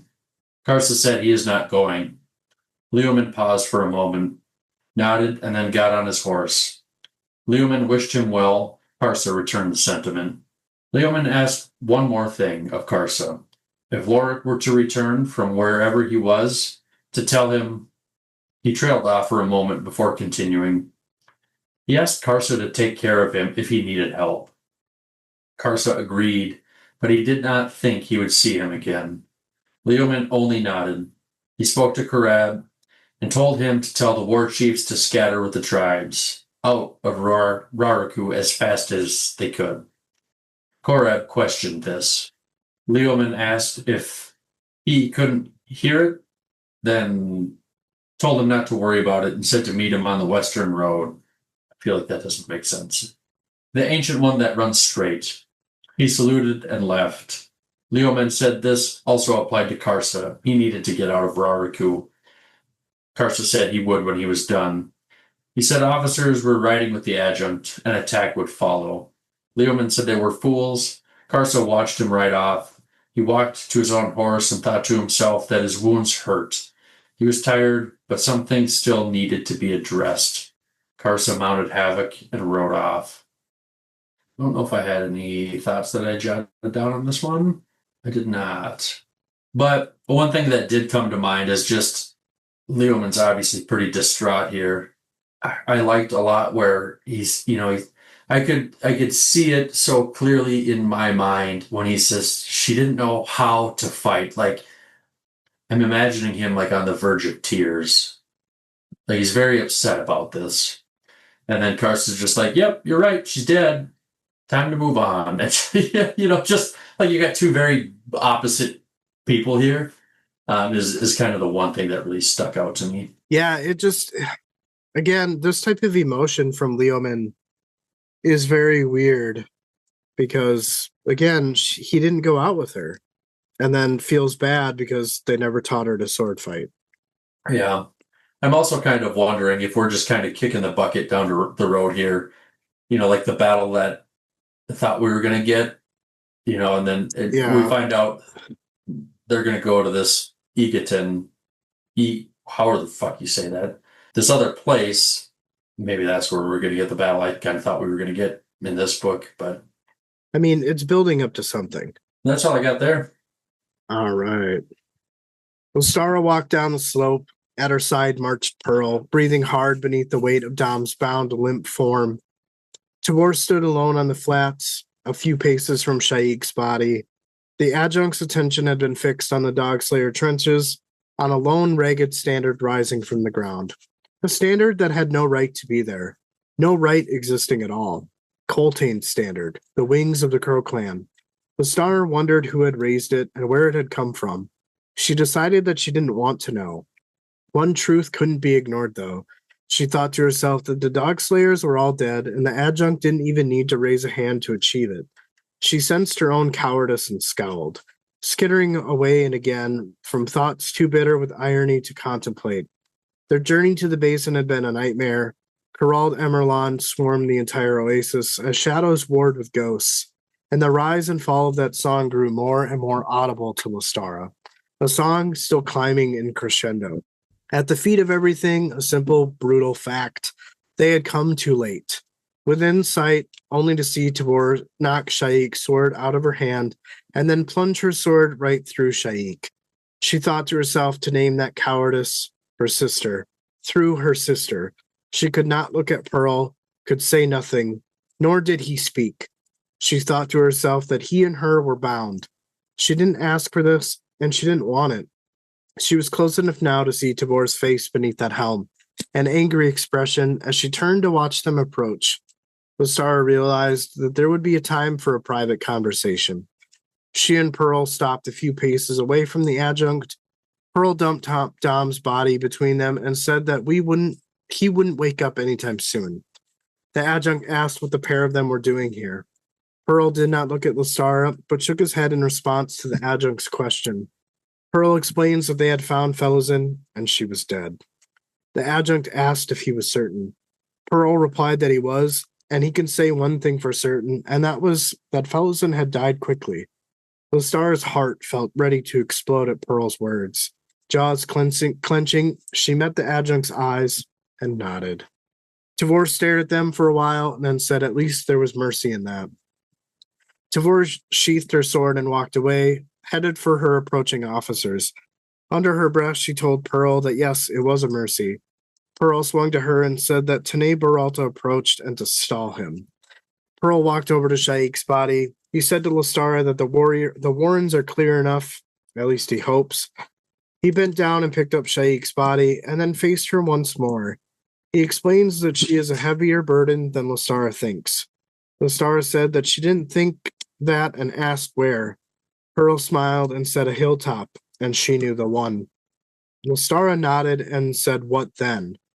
Pearl tells her to convince them to get out of Raraku as fast as they can, and when he's done, Lestara finished for him and said for him to come find her, or else she would come looking for him.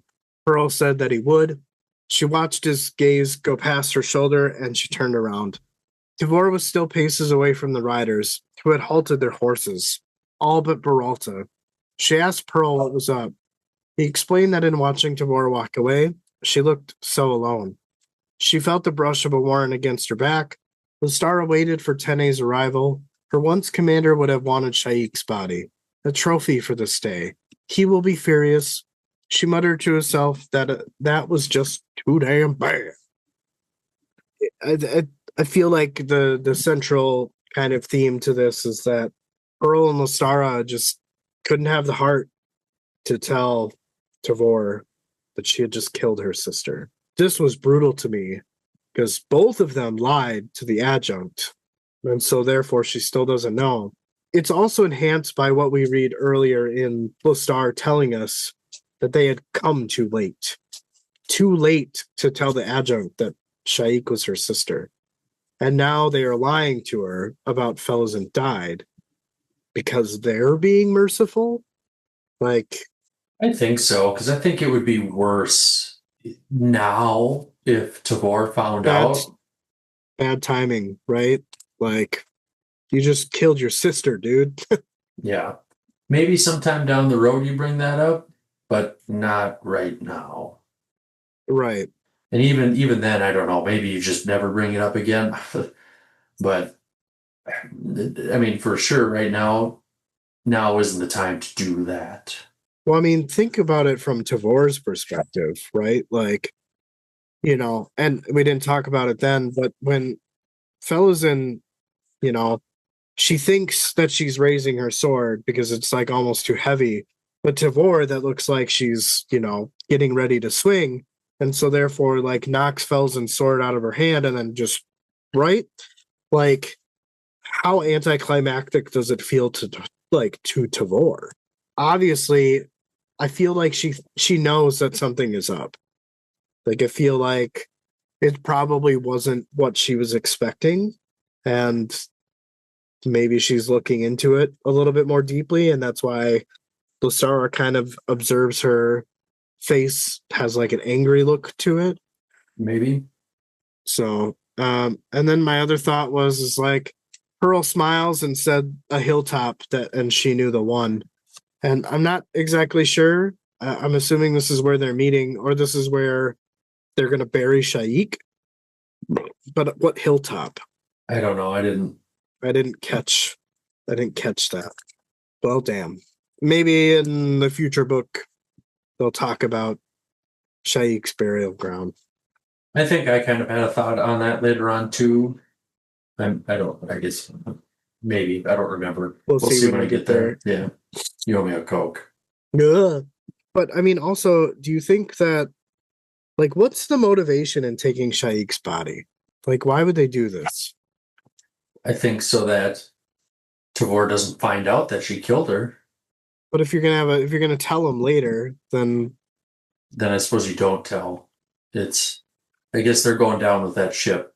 But I do think, you're wondering if they're going to give her a proper burial. I think so. I think there's enough respect for that they're not just dumping her off in a ditch. They're gonna. yeah, It might be unmarked, maybe to the naked eye, but maybe there's something that they could identify that, hey, this is Felson, that type of but thing. also it's interesting.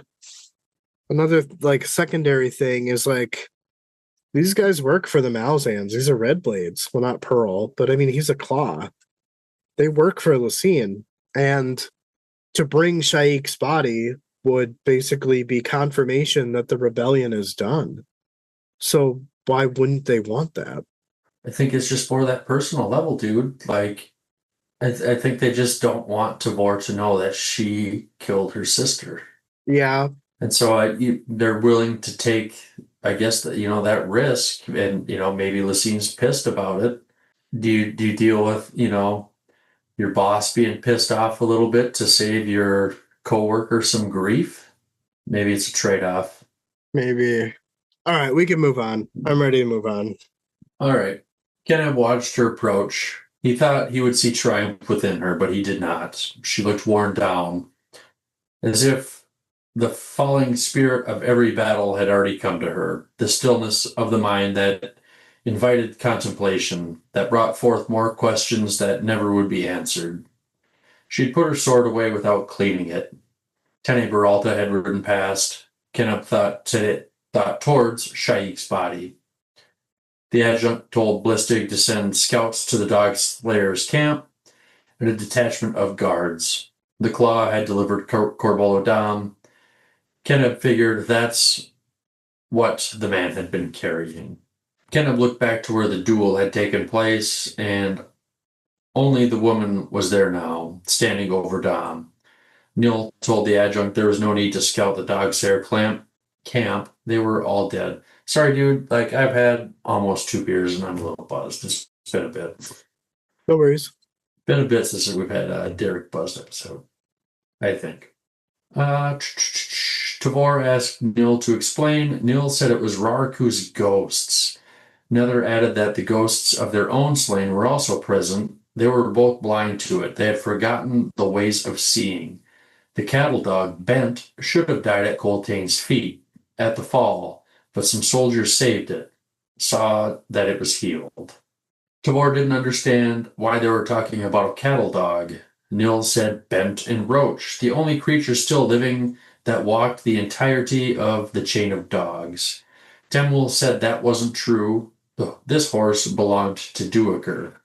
Nil acknowledged the correction and said, they came back with us, adjutant. Tavor said the dogs. He said the spirits of their slain, their own ghosts, marched with them. Those that fell around Coltane at the very end, those that died on the trees on Aaron Way. Step by step, more came from the places they were cut down. Their army of vengeance grew. Tavor snapped, saying they sensed nothing. Nether said their grief blinded them. Nil continued, saying that last night Grubb had awakened them, led them to the ridge to witness the awakening. There were legions that had marched this land 100,000 years ago. Pormqual's crucified army and the legions of the Seventh on one flank, the 3 slaughtered clans of the Wiccans on the other, and still others, many others, and in the darkness last night there was a war. Nether smiled at the adjutant and said she was right. In the dreams that haunted her from the very first night of this march, she saw what they could not see. Nil said it was not the burden she believed it to be. She did not drag the chain of dogs with her. She asked if that was true. All those ghosts to kill the dog slayers? Nether said no. There were other enemies. Nil said Fist Gamut had joined. Tavor asked if they really had seen him. Nether said Grubb had talked to him. Kenneth said it can be damn hard to find. And as far as talking with ghosts, or Kenneth said he can be damn hard to find. And as far as talking with ghosts, the boy is strange enough for it. Kenneb's head turned as he caught movement in his peripherals. It was Tene Peralta with a couple of soldiers in little more than rags. The fist reined in his horse, addressing Tavor, saying the claw had stolen Shaik's body. The woman approaching looked smug. Tavor ignored this and asked who she was. She was Captain Kindly of the Ashtok Regiment. Her and Lieutenant Pors were captives in the Dogslayer camp. Tavor asked if they were the only two left in their unit. Kindly said she didn't think so. Tavor interrupted her, saying to tell her later and get cleaned up. Tavor said she had one more question. The Dogslayer camp. Kindly said it wasn't a pleasant night. Tavor said Kindly had shackle scars. She said yes, and just before dawn, a couple of bridge burners came and burned them off. Tavor was surprised. Kindly said not to worry, they were already dead. Tavor said Kenneb was familiar with her. Would this be a problem? Kenneb said no. Tavor said good. Then he wouldn't resent his promotion to Fist. Ride to his new legion. They will follow the fleeing tribes. If they have to cross this whole continent, she would see them destroyed. Temel suddenly shouted for weapons to be out. There was a rider cantering from where Shaik had first appeared. Kenneb drew his sword, but thought something about the scale was not right. A small squad from Blistig's legion was guarding the adjunct. They moved forward, led by Squint. He studied the approaching warrior. He growled, saying it was a damned Philomen Toblakai on a jag horse. Crossbows were leveled. One of Beralta's officers asked what he was dragging behind him. Kenneb could see they were heads from some nasty beasts. Weapons were readied. Tavor stopped them, saying the rider had not drawn his weapon. Squint said it was a stone sword, Talan Imus. Another soldier said only it was bigger. The rider stopped 10 paces away. No one said anything. Tene Peralta spat on the ground, saying he recognized him. Bodyguard to the Shaik. The Toblakai told him to be quiet. He had words for the adjunct. Tavor said to speak. He said once, long ago, he claimed the Malazans as his enemies. He was young and took pleasure in making vows. The more enemies he had, the better. But they are no longer enemies, so he will not kill them. Tavor, in a bored tone, said she was relieved. Toblakai said they should be. He turned his horse and rode west down the length of the basin with heads bouncing behind. Squint said he figured Toblakai was right. Tavor said it was an observation she would not argue. Yeah, I wouldn't pick a fight with Carson. No, I would not either. Let's see. A couple thoughts here. Kind of looking back to where this duel had taken place, I think it's kind of a stretch to call it a duel, but I mean, I would agree. Definitely not a duel. Very one-sided. I don't know. Yeah, Let's see here. Next thought. Nether smiled at the adjunct and said she was right. In the dreams that haunted her from the very first night of the march, she saw what they could not see. And I didn't know, maybe this is just because it was a long time ago. Did we get mention of some dreams? And if so, what were they? Because I'm not remembering anything. I feel like it was extremely subtle. I want to say that I recall that something had been bothering the adjunct, but it was never really revealed as to what that was. Okay. You got something? Yeah. Haunted her from the very first night of this march. She saw what they could not see. And you remember in the first section how Falzan was explaining how her mother had the gift of visions and that she always wished that she had visions? Well, maybe it was Tavor who got it instead of Falzan. So maybe it's possibly something that Falzan was aware of and could also be another reason why she's a little jelly. Maybe. Because it kind of like perpetuates that I don't get anything type. I'm always left out. Even though that's not the case, you can't really help something like that. But I don't know, it was just something that struck me that I didn't really like pick up before until you were summarizing. So sure. I feel like I definitely have plenty of those moments with what you've summarized as well. So it goes both ways. Yeah. Neil talking about how Fist Gamut joined the fight. For whatever reason, I did not remember that on the first read through. Maybe just because there's so much else going on that I just, that didn't really stick, but definitely caught that summarizing. You remember in the chapter where we read him joining in the battle, as he first approaches the battle, Nil, Nether, and Grub are all waiting for him. Yeah, Yeah. So that's what this is referring to. gotcha. Okay. Yeah. So I guess this part, I don't know if maybe this is referring to Kenneb getting a promotion to Fist. It's got to be, right? Yep. Also, like, it talks about, like, this woman with a smirk on her face. Like, for sure thought that was going to be Lestara and, like, Mm-hmm. Pearl. So I was thrown off when it was Kindly.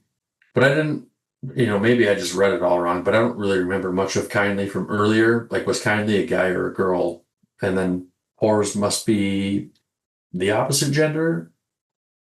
Well, do you remember in the section at Beardy's where the Ashtok Regiment is met with Kalam, like shortly before the demon in the well thing Yeah. happened? And you remember how they said that their captain was flushed down the well? I'm pretty sure that was Captain Kindly. Okay. I don't remember otherwise, so. Yeah. So I think he just got dumped out somewhere in Raraku and was picked up by the Apocalypse Army. Like, this was a shock to me. I'm like, what? Yeah. Okay. Looks like that was all I had here for that section. All right. I think what you're talking about, it is Lestara smirking because Kaneb sees Tene Baralta and Lestara approaching with these two, right? And Lestara is smirking because Tene Baralta didn't get what he wanted. Yeah, it was kind of written oddly then, I think, because it didn't really make sense to me. But I mean, maybe I just read it wrong. Maybe. Always possible. All right. Well, we ready? Yep. On top of the ridge, Renal reined his horse. He said, "Gods take me. Somebody shoot him." Fid did not turn around to see who had spoken, as he was too busy fighting his own horse to give a damn. Huddle rode up alongside Fiddler and asked what the bastard was up to. He announced that they were leaving Gessler's squad behind, and Hood knows where Borduke's squad had gone. The squad joined their lieutenant atop the ancient raised road. To the north stretched the dunes of Raraku. Renal wheeled his mount to face the soldiers. He then pointed west, asking if any of his soldiers had the eyesight to see them. Fid spat and squinted at where Renal was pointing. A score of riders, desert warriors, likely a rear guard. Fid said that there was a spider that lived in the sands, moves along underneath the surface, but drags a strange snake-like tail that every predator can't help but see, making its way along the surface. It's a big-ass spider. Hawk comes down to snatch up the snake and ends up in the spider's throat. Bernal snapped at Fiddler and told him enough. Bernal offers him an explanation as to why the horse warriors were late getting out of the oasis. He glared at Fiddler and said that he wants the horse warriors' heads. Fiddler said that they would catch them eventually, and it would be better if it was with the whole company. Bernal tells Fiddler to get down off his horse and leave the fighting to the rest of them. He tells the rest of his men to follow. Bernal kicked his horse into a gallop. With a gesture, Fid waved the Marines on and then followed on his own bucking mare. Korik asked, "Got a pinched nerve?" as he cantered past. Fid asked if he meant his horse or the lieutenant. Lissetti grinned and said the horse, as it didn't like all the weight. Fid reached back and adjusted the heavy pack and the assembled lobber crossbow. Fid said that he would pinch her damn nerve and just to wait. It was midday, 7 hours after Tavor had killed her sister. Fiddler found himself looking again and again to the north to Raraku, where the song still called to him, only to fall away, then roll forward once more. The horizon, beyond the vast basin of sand, now held a bank of white clouds. He thought to himself that this didn't look right. Sand filled, wind gusted suddenly in his face. Bernal was heard saying that they have left the road.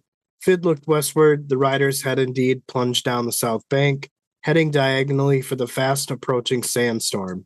Fiddler knew that this one was natural, the kind that plagued this desert, the kind that would end as quickly as it came in an hour or two. He rose in his saddle and told the lieutenant that the horse warriors were heading into the sandstorm and to use it as cover. Bernal told him to stow it or he'll tear it out.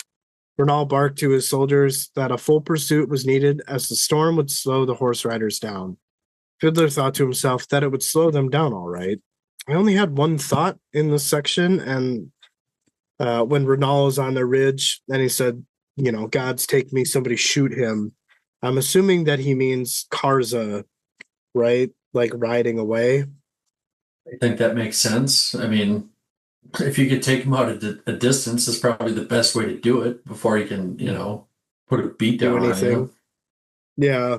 I guess I don't know why I didn't have so many thoughts. I guess it just everything felt like it was explained within the section itself. I didn't know if it really needed if I had any more clarifying thoughts or things that I didn't understand or things to point out or anything like that. The only thing I would add is that just I kind of like how Cork is just, they're still cracking jokes at each other. Got a pinched nerve. You basically calling Fit fat. Oh, I think it was something to do with Fid's horse. I didn't summarize it, but it was Wiccan and it didn't like him or something like that. Yeah, I didn't like the weight. I guess he's got a bunch of gear with him too, but Yeah, I kind maybe of took it that's as it. like a fat joke to some extent. Yeah, that's true. Okay, fair enough. That was Yeah, just, the humor is appreciated. The small bits of it, that is. even something like that. Yeah, All right, ready to keep going? yeah. Gessler glared into the desert, wondering who the hell they were. They had come to a halt when they realized the riders were closing on a course to intercept. Long bladed white swords flashed over their heads, white armor, white horses, white everything. Stormy said they didn't look happy. Gessler said that was fine and asked if they were renegades. Stormy didn't think they were sheiks, but who knew? Gessler called for Sands to come up and asked what his range was. He wasn't sure, but Fizz was 30 to 40 paces with a cusser, which was pretty damn close. He told the rest to get off their horses, take them down to the other side, and Truth needed to hold their reins. If they bolted, they were in trouble. Pella said he saw Borduke and his squad south of their location.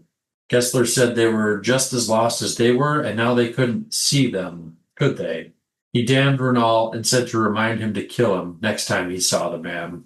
The four attackers were tall bastards, shouting war cries as they hit the base of the hill. Gessler told him to load up and not miss. The lobber was a copy of Fid's, and 30 paces wasn't far enough.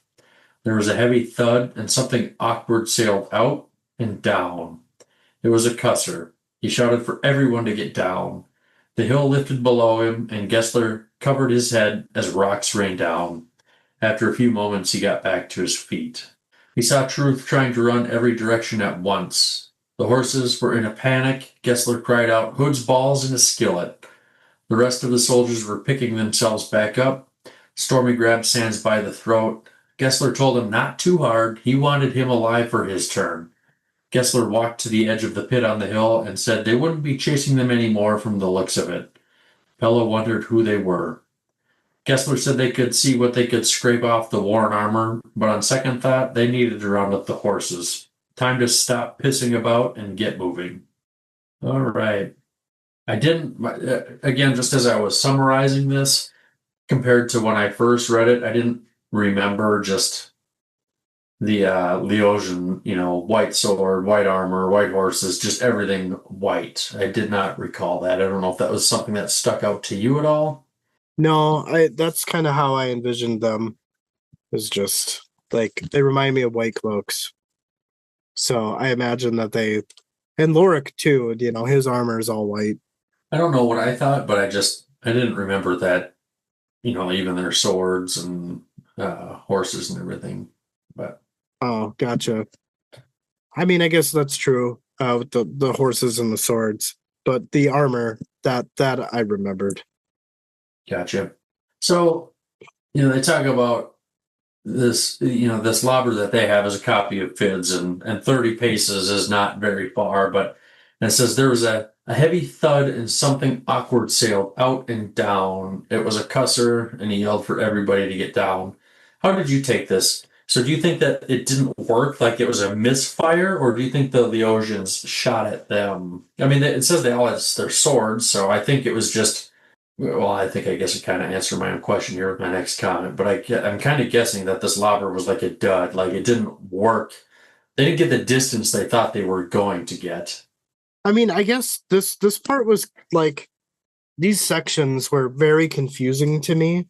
I was having a hard time like understanding where they were in relation to each other and the Leosians, but I think that the Leosians were going to intercept Fiddler's or Renal's squad, but because Gessler was told like his squad was supposed to stay behind, I think what happened is who's got the lobber? Was it Sam's? Sands. I think that he just fired it at the Leosians. Yeah, and it didn't go as far as they were hoping. Yeah, It's kind of what I thought. So it was almost like friendly fire. but the next section makes it seem like they did get hit. Well, I think they definitely did get hit. They hit the Leosians, but I still think that it was too close of a call, you know? Oh, for sure. Yeah, absolutely. I guess I don't were the Leosians going after Gessler or were they going after Renal? Then like Gessler saw it and was like, "Hey, we need to stop them. Shoot the lobber." I guess I'm not very clear on that. I kind of thought they were all just in a Yeah, group. yeah. I'm not that's the part that's confusing to me. But I mean, I understand it for what it is. Ready to keep going? Yeah. All right, me too. Lying on the smoking edge of the crater, sprayed in horse flesh and deafened by the blast, Jarud groaned. He was a mess of bruises and his head ached. He wanted to toss his cookies, but not until he took his helmet off. Nearby, Brother Enias coughed and then called out to Jarud. When Jarud replied, Enias admitted that he wanted to go home. Jarud said nothing, as it wouldn't accomplish anything by agreeing. He told Enias to check on the others. Enias asked if those were truly the ones who rode that ship through our realm. Jarud answered that they were. He has been thinking and suspects that the trespassers were ignorant of Leosian laws and would consider them innocent to breaking those laws. Malchar grunted and asked what Jarud meant by that. Jarud explains that wasn't the ship being pulled along by a giant draconian Talani mass bonecaster? If it's an enemy they should be hunting, shouldn't it be that dragon? From the other side of the crater, he heard another cough and reflected that at least they were all alive. He thought to himself that it was indeed all that dragon's fault. Well, I guess it's kind of cool that they came all this way just to come to that conclusion. It's funny to me, and I know this is almost kind of like a lighthearted type section, but not really. It's funny to me that they're now placing blame on the Talani Mass Bonecaster. And my thought is like, why is it always the Amass that are the central of everything? Think about this, right? In Memories of Ice, we learn of the Amass and what they did with Silver Fox, right? Essentially, they made her, right? And now this Talani Mass Bonecaster is dragging the Solanda through the Leosians. So it almost kind of makes me think that if the Talani Mass are central to something, that again, all of this is just moves on a chessboard, right? And this is just kind of like an unintended consequence to cross the Leosian realm. Like Felazin was meant to be on that ship. Like she was guided to that ship. That Bonecaster dragged that ship through wherever they needed to go to get her to Raraku, right? Because as we learned, Imas or Talan is a warren of fire. The Leosian is an elder warren of fire. So therefore they are related. I think it's interesting to me. it is.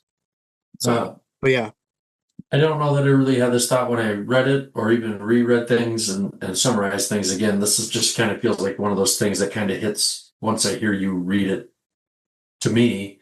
But I almost feel like these Leosians are kind of bullies, right? yeah, Like they thought they were going to be badass and go beat the shit out of these dudes, right?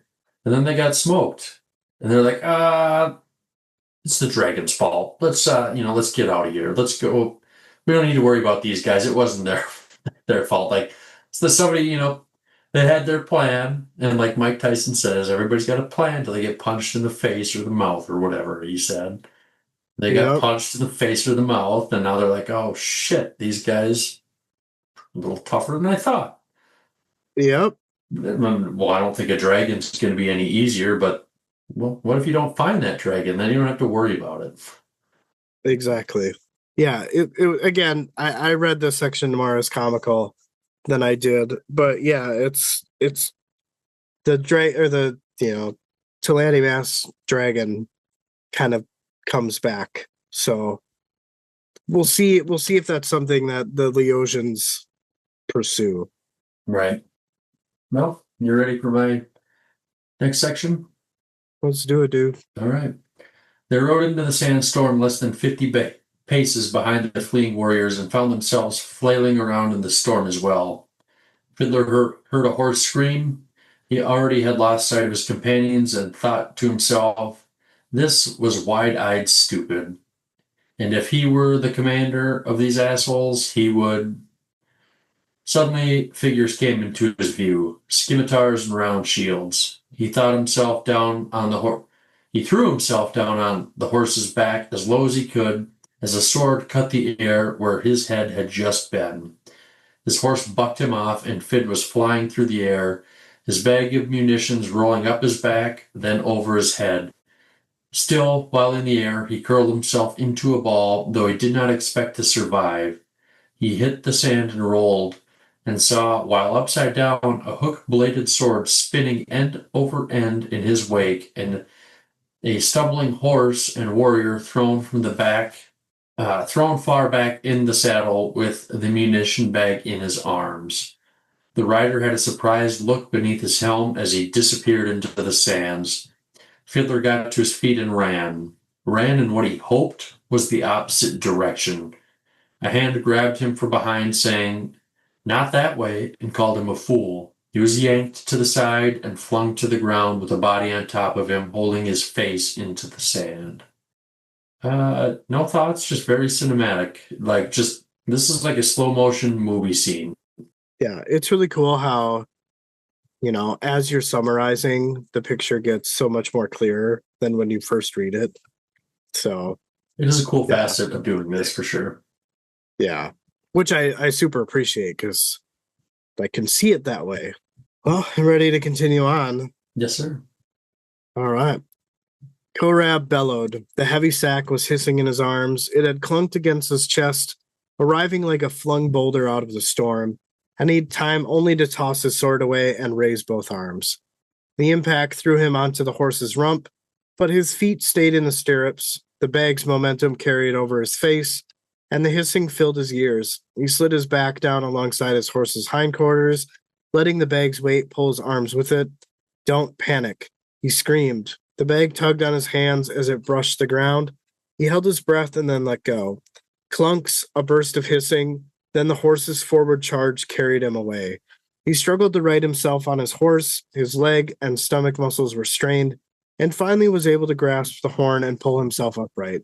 One pass, Leoman had said, then wheel and into the storm's heart. He'd done that much. One pass was enough. It was time to flee.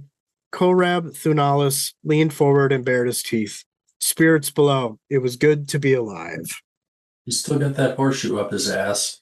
I know. Like, you think there's something to the sky always escaping death? Like, you think, like, Opon has picked this dude or something like that? The only thing I can say is, like, with anybody, your luck eventually runs out. Like, it's going to get him at some point. I was expecting to hear, like, a spinning coin in the section or something. Like, it's just like, come on. Ugh. But yeah, that was my only thought. Sure. All right. Section 16 here. The explosion should have killed Fiddler. There was fire and sand everywhere. The breath had been knocked out of his lungs, blood leaked from his nose and ears, and the body that was on top of him seemed to wither into shreds. He recognized the voice, and it pissed him off. It was impossible. Smoke rolled over them. The voice whispered, "Can't leave you alone for a hood damn minute. Say hello to Kalan for me, and I'll see you sooner or later. You'll see us all too. Just not today. It's a shame about your fiddle." The weight on him was gone. He got to his knees and screamed for Hedge. Someone came into view, and he was surprised he was alive. Fiddler recognized it was Cuddle. Fid said he was here, and then Cuddle was, and that Cuddle was covered in blood. He said he was lucky. He wasn't as close as Fid was, but he couldn't say the same for Renal. Fid asked about the blood, and Cuddle said he was wearing Renal. Shouts and other people were closing in, all on foot this time. Things were a mess. They called Bottle over. Cuddle helped Fid to his feet. Cork asked where the lieutenant was. Cuddle answered, "Right here," but didn't explain that he was wearing his blood. Cork asked what had happened. Fiddler was amazed his whole squad was here. Cuddle said they got slapped down hard. That's what had happened. Fiddler saw the storm retreating and could see Borduk's squad coming. Tar told everyone to find their horses and collect whatever they could salvage. They would likely have to wait for the rest of the company. Smile said to look at that crater. Fid couldn't have been much closer to Hood's Gate and lived. Fid said he didn't know how right he was. He thought Raraku had swallowed more tears than could be imagined. It was time for the desert to weep now. Ebb and flow. His blood song, and it lived on. I don't know. I missed a word there, I believe. Blood song sang, and it lived on, maybe? I don't know. Yeah. Make it make sense. He's talking about the Tano song. Right. Yeah. So this voice that was whispering, this body that was like covering Fiddler, who do you think that was? I think it was Hedge. Well, they did say Hedge in there, didn't they? Yeah. I forgot. Yeah, I forgot Hedge was dead. Yeah. Okay. Threw the cusser at the Kel Hunter's feet. Yeah. Oh, yeah. Memories of Ice. That was a good way to go. Yeah. Okay. Yeah. That was all I had. I didn't remember that he was dead. Fair. I mean, that was a whole 9 months ago that we read that. It was a bit ago. Hey, I mean, we do this, but it's still hard to remember. Like, we need to have like a fucking chalkboard. Like, who's dead? I just, as time goes on, Erickson does a good job of like subtly reminding you of things that happened. So, and this is one of those things. Right. But yeah, we ready to move on? Yeah. Yeah, I feel like these go pretty quick after we get the duel, right? These sections kind of just start flowing. Yeah, I had one longer section, and yeah, now they kind of rattle off pretty quick. Yeah. All right. They had fled in the wrong direction. Fatal, but unsurprising. The night had been a disaster. The last survivor of Corbolo's Dom's cadre of mages. Fael rode a horse in the company of 13 other dog slayers. They were all that was left as they rode down a channel of a long-dead river. The clash with Leoman had begun fine enough, a perfectly sprung ambush, and it would have ended perfectly had it not been for those damned ghosts. The ambush was turned over like a turtle on its back. Fael knew what happened to the rest of Dom's army, as she had felt the death of Hanaris and Relo, and Raraku was not finished with them. They reached a slope leading out of the channel. Crossbow bolts whizzed down. Horses and soldiers screamed, and bodies were heard hitting the ground. She had no time to free herself from the stirrups as the horse fell to its death, pitting her legs beneath its body. The weight caused bones to break. The side of her head hammered hard against a rock. She struggled to focus. She heard faint pleas for mercy, the cries of wounded soldiers being finished off. Then a shadow settled over her. It said that it had been looking for her. Fael frowned as the face hovering above her belonged to the past. The desert had aged it, but it nevertheless remained the face of a child's. She recognized that it was Sin. and thought to herself that Sin was her old student. Sin put a knife to her throat. Fael told her to go ahead as she'll meet her at Hood's Gate, and it won't be a long of a wait. Sin slit Fael's throat and then died. Righting herself, she swung to her companions. They were busy gathering up horses. There were 16 left of the Ashtok regiment. They had fallen on hard times. She continued to watch them, but something else found her gaze. She calls out to Cord. The sergeant turned and said, "What? Oh, Baru Fend." The horizon to the west was now lined with white, and it was rising. Cord bellowed to double up. Shard's hand grabbed her shoulder and told her that she was riding with him. Cord yelled at Ebron, and the mage said that he heard, and he'll do what he can with the blown mounts, but he can't guarantee anything. Cord says to get on with it, and yells for Bell to help limp onto a horse as he's busted his knee again. Sin cast a glance at Fael's corpse and surmised that she had known what was coming. She thought to herself that she should be dancing. The bloodied knife fell from her hands. She was roughly grabbed and brought up into the saddle behind Shard. He mouthed a curse that Ebron had filled these beasts with fire. She thought to herself that they would need it. Now they heard it, a roar that belittled the whirlwind in her fullest rage. Raraku had risen to claim the shattered warren. I had a few thoughts about this section. I feel like it's been so long since we've been with these guys that I've kind of completely forgotten some of these smaller details. Like, I know that Kalam sent them out to follow Tavor, but that is like the last that I remember. And that was probably in the middle of the book? Somewhere in there? It has been a while. I forgot about Sin as well, but it was good to see her again. Yeah. But I don't even remember what was her beef with Fael. Fael killed her parents, I think. There it is. Okay. There it is. Okay. And then this part where Ebron says that he'll do what he can with the blown mounts, but he can't guarantee anything. I'm not really sure what that means as far as like horse terms go, but it is explained later when Ebron filled the beast with fire. So did he use his warren to resurrect the horses? Because I thought like they had all been like cut down and slaughtered. I don't know that blown means that they're dead, but I think he ran them hard, so they're like tired and exhausted. Is what I would take. Maybe not. Okay, that makes much more sense. Like they're not going to be able to like ride them real hard or anything. All right, fair enough. Okay, well, those are my only thoughts. So, yeah, it was nice to see Sin back. She got her revenge. So, all right. The Wiccan warlocks knew what was coming. Fleeing was impossible, but the islands of Coral stood higher than any other feature on this side of the escarpment, and that is where the armies had gathered to await their annihilation.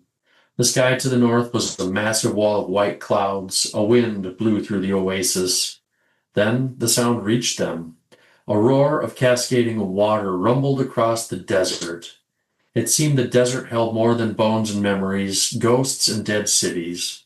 Lostariel stood near the adjunct, ignoring the looks Tenebralta sent her way. She wondered if Pearl was on the high ground where Shaik's grave was, and if the land was high enough. She also thought about what she had seen these past few months. Visions burned into her soul. Visions that could chill her blood if she thought too much on them. Crucified dragons, murdered gods, warrens of fire, and warrens of ash. It felt weird to think of these things as a sea seemed to rise from nothing around them. Odder yet to be thinking of Pearl. She was hard on him at times, sometimes unnecessarily so. Not because she cared, but because it was fun. No, she thought that wasn't completely true. She did care. She thought that was a stupid thing to let happen. There was a sign next to her. She scowled and said he was back. She asked if the task was all done. Pearl said it was. She was consigned to the deep. If Teddy wanted her, he would have to hold his breath. Lestara was surprised, saying the sea was already that deep. He said no, it was the other way around, but this sounded better. Lestara said she really hated him. He said she would have plenty of time to marinate in that. She asked if he thought they would survive all this. Pearl said yes. Sure, their feet would get wet, but these were islands even in the past. Lestara said that was great. So what would they do, stuck out here? Pearl said it was only a guess, but they would probably build some rafts to form a bridge straight to the West Road. The sea should be shallow enough there, and he was confident in the adjunct's abilities. The wall of water struck the far side of the oasis with the sound of thunder. Palm trees waved wildly and fell. The water filled the dogs' their trenches and filled the basin. Mostara could see Pearl was right. The basin seemed to swallow the water with an unending thirst. She watched the adjunct, watched the sea rise with one hand on a hilt on her sword. She wondered why she looked at her, and it broke her heart. Damn, dude, like another thing that, I call back, like in Dead House Gates, right? A while ago, whatever it was, I don't remember. I think you're muted, buddy. Can't hear you. I think it was this book where you theorized that the water would come back. Was it this book? Yeah, I don't think it was Dead House Gates. I don't remember that. Well, whenever, I mean, that was at the beginning of this book, or towards the beginning, but I mean, it's still quite a while ago. And again, this is also, I was pretty shocked that I was right. And not only that I was right, but that it happened in this book, because again, like I've kind of felt like I thought maybe this would be towards like the end of the series or something. I don't know. But I don't know. That was cool, I thought, for sure. Like I was very surprised that I was right on that. But there were just some of those hints and stuff just made me really think that. Do you think that also plays into why it's probably your least favorite of the four? Is because maybe it may seem more predictable than the others? No, I honestly, I really think what bugs me the most is just I felt very little emotion at Felson's death. It bugs me. Huh. Well, I mean that itself is a feeling, no? I don't know. I just like, like we had like Coltane's death, and you're just like, no, like I don't know. It was like I agree, it was like brutal and everything, but it was just like I don't know. It's hard to put into words. Fair enough. Felson's grave, I kind of wonder if that's somewhere we'll ever get to visit, or if not, maybe it's just going to remain a mystery. But Well, kind of sounds like he buried her and then the water came. So now she's buried under a huge mass of water. yeah, but then he said, no, just kidding. It is on top of the hill. It just sounded better, if she was underwater. Oh, gotcha. That's not to say it couldn't rise up enough, maybe where it still does get to that point. I don't know, but Yeah. Hard to say. whatever. Lestara, kind of a little bit of a crazy here, I think, because she's like, I'm kind of hard on him, but it's, it's fun. But then she's like, no, I do like him. But that just caught me. I was like, oh, I don't know how I feel about that. Like, she's playing some mind games here. Yeah. Yeah. I don't know. It like makes me like her, but at the same time makes me not like her. And I mean, she obviously doesn't treat him like she cares. She whacked him over the head, knocked him unconscious, like what, 2 chapters ago? So it's like, okay, all right, sounds good, dude. You do you. Yeah, but that's kind of like, it's just kind of like that. It's like the inverse, like, oh, well, maybe it's, like in elementary school, if you liked a girl, you would be kind of like a, bully A to her a little bully. bit, right? Sure. Yeah, I think it's kind of like that's that. fair. But, this last line, she wondered why looking at her broke her heart, and kind of pondered on that for quite a while. It just, I think, kind of my own reflection of the chapter and like why the end of this book, again, I don't want to say it ruined the rest of the book, but it just left me with kind of this empty feeling. And the only thing I can really think is, I guess I just kind of suppose she feels bad that Tavor doesn't know she killed her sister. That Well, they lied to her, right? And they buried her in, I guess I presume, an unmarked grave, and only the two of them know about it. But at the same time, it's still kind of a mercy to Tavor that she doesn't know that. But it's a sad thing. Yeah.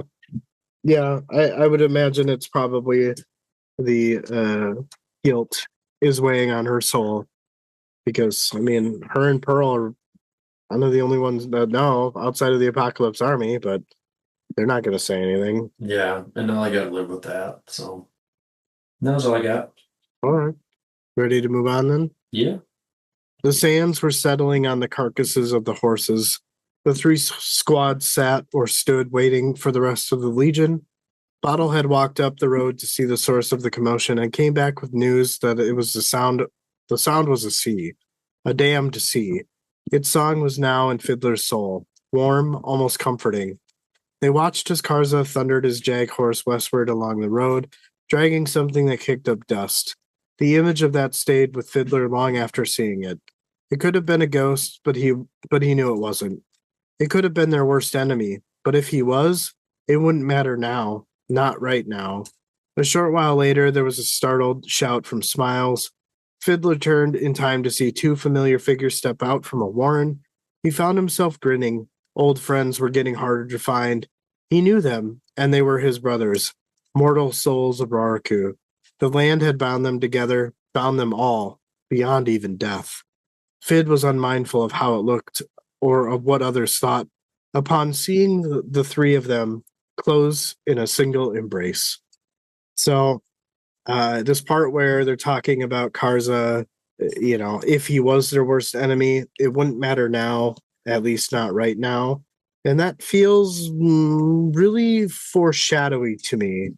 Like, are we going to get a clash between the ghosts of Raraku and Karza's ghosts? I don't know. It just kind of made it seem like it's their worst enemy, but just not right now. Interesting. I did not think of that, but I wouldn't be surprised. So, yeah, I just wonder where that's going, but I guess we'll just have to read on and find out, right? Yep. And then this part where their mortal souls of Raraku, the land had bound them all, bound beyond even death. And, we see Hedge save Fiddler in this chapter. And I think this means, as much to your dismay, that Whiskey Jack as well, along with some of the other bridge burners, some we've probably only heard of from stories from bridge burners, but were never really on page. And I would imagine that Kellenved's old guard, one and all being resurrected by Raraku, is not going to go over well with the scene. So I hate to say it, dude, but I think that we'll probably see Whiskey Jack along with some other bridge burners as ghosts in probably some future book. We'll see, I guess. I mean, I don't know. It's hard to count anything out, really, I guess, but Yeah. It would be cool though. I mean, he's not alive, but still a character nonetheless. yeah, And a character that, are near and dear to us. for sure. Yeah. Whiskey Jack was a lot. My last thought, when these three are bromancing it out, I just thought like, Fid, Kalam, and Quick Ben back together again. Just like the old times. Just like the old times. So, but yeah, those are my only thoughts for that rather short section. All right. Well, I got a shorter one here too. 2 paragraphs. The horses made their way up the slope to the ridge where the riders stopped them, and they all looked at the yellow churning seas below. A moment later, Grey Frog showed up. The Lord of Summer had lent his wings to their horses. Heberick saw no other way they could have covered the distance so quickly, and the horses and Grey Frog still seemed fresh. However, Heberick was anything but. Skilara asked what had happened. Heberick had no answer. Fallison said the more important question is, where do they go now? She didn't think she could ride a horse much longer. Heberick said he agreed, and they should make camp somewhere soon. The squeal of a mule drew all their attention. There was a scrawny man riding it. He welcomed them and then fell off the mule. He called them idiots and told them to help him. Grey Frog saw his next meal. The man cried out to tell him to get away. He had news for them. Lorik is dead. The man Shadow saw everything. They are his guests. He asked the women to help free his legs and thought out loud to himself he was excited to have 2 women touch his thighs. Do they avoid the lust in his eyes?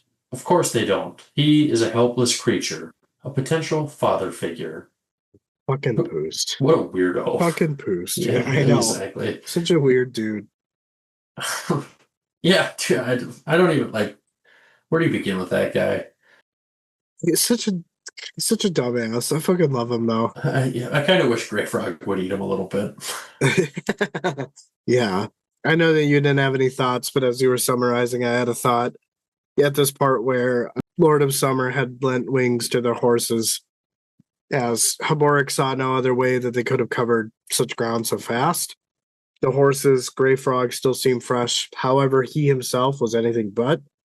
Do you remember in that scene in Memories of Ice where Carnatus, who was the destriant of Fenner, before he died, was able to like heal Ictcovian and as well as a few others. So it's Treach's gift to Haborik to give strength to just thought that was kind of a cool, not really nod back, but just kind of a cool explanation without explaining like some of the things that you can do as a destriant. Sure. I don't know how I didn't make out of this, or even maybe, I guess it wasn't your section, so you wouldn't, but they said Lorik is dead. He's not dead, though, is he? You think he is? Osric showing up out of nowhere and then talking about his bedroom kind of makes me think that he died. I don't want to believe that. I kind of feel like Lorik had some redeeming qualities, Yeah, which is still so weird to me because like I remember when the high mages were introduced at the end of Dead House Gates when Felsen gets to the Oasis. And they all seemed like they were just going to be giant douchebags, but you end up like really liking Lorik. Grey Frog bonded with him, right? Like he would be the one to know. I guess we'll just have to see. I mean, I'm having a hard time believing he's dead. I don't want to believe that he is, and I don't. If it's not a spoiler, then somebody feel free to let us know. If it is a spoiler, then I guess just don't say anything one way or the other. But Ericsson's done it to us before with Gamut, so true. we got that nice, beautiful section where it almost kind of makes it like he is still alive. He's just romping around with some ghosts. But then the next chapter, it's totally explained. So there's no I next definitely chapter think here, that this though. this is meant to be a cliffhanger, I think. I don't like it though. Yeah, I know you don't like it, but who knows? All right, let's keep going. All right. Cutter stood in the tower's uppermost chamber, staring out the window. He had woken alone and known instantly that she was gone, and there would be no trail for him to follow.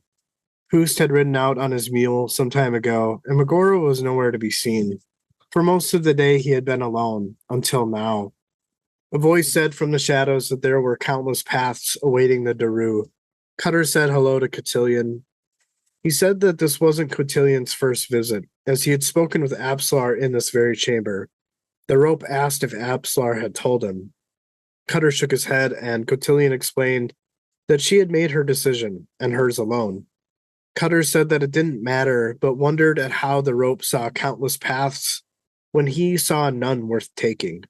The rope asked if he sought something worthy. Cutter closed his eyes and sighed, asking what Cotillion would have him do.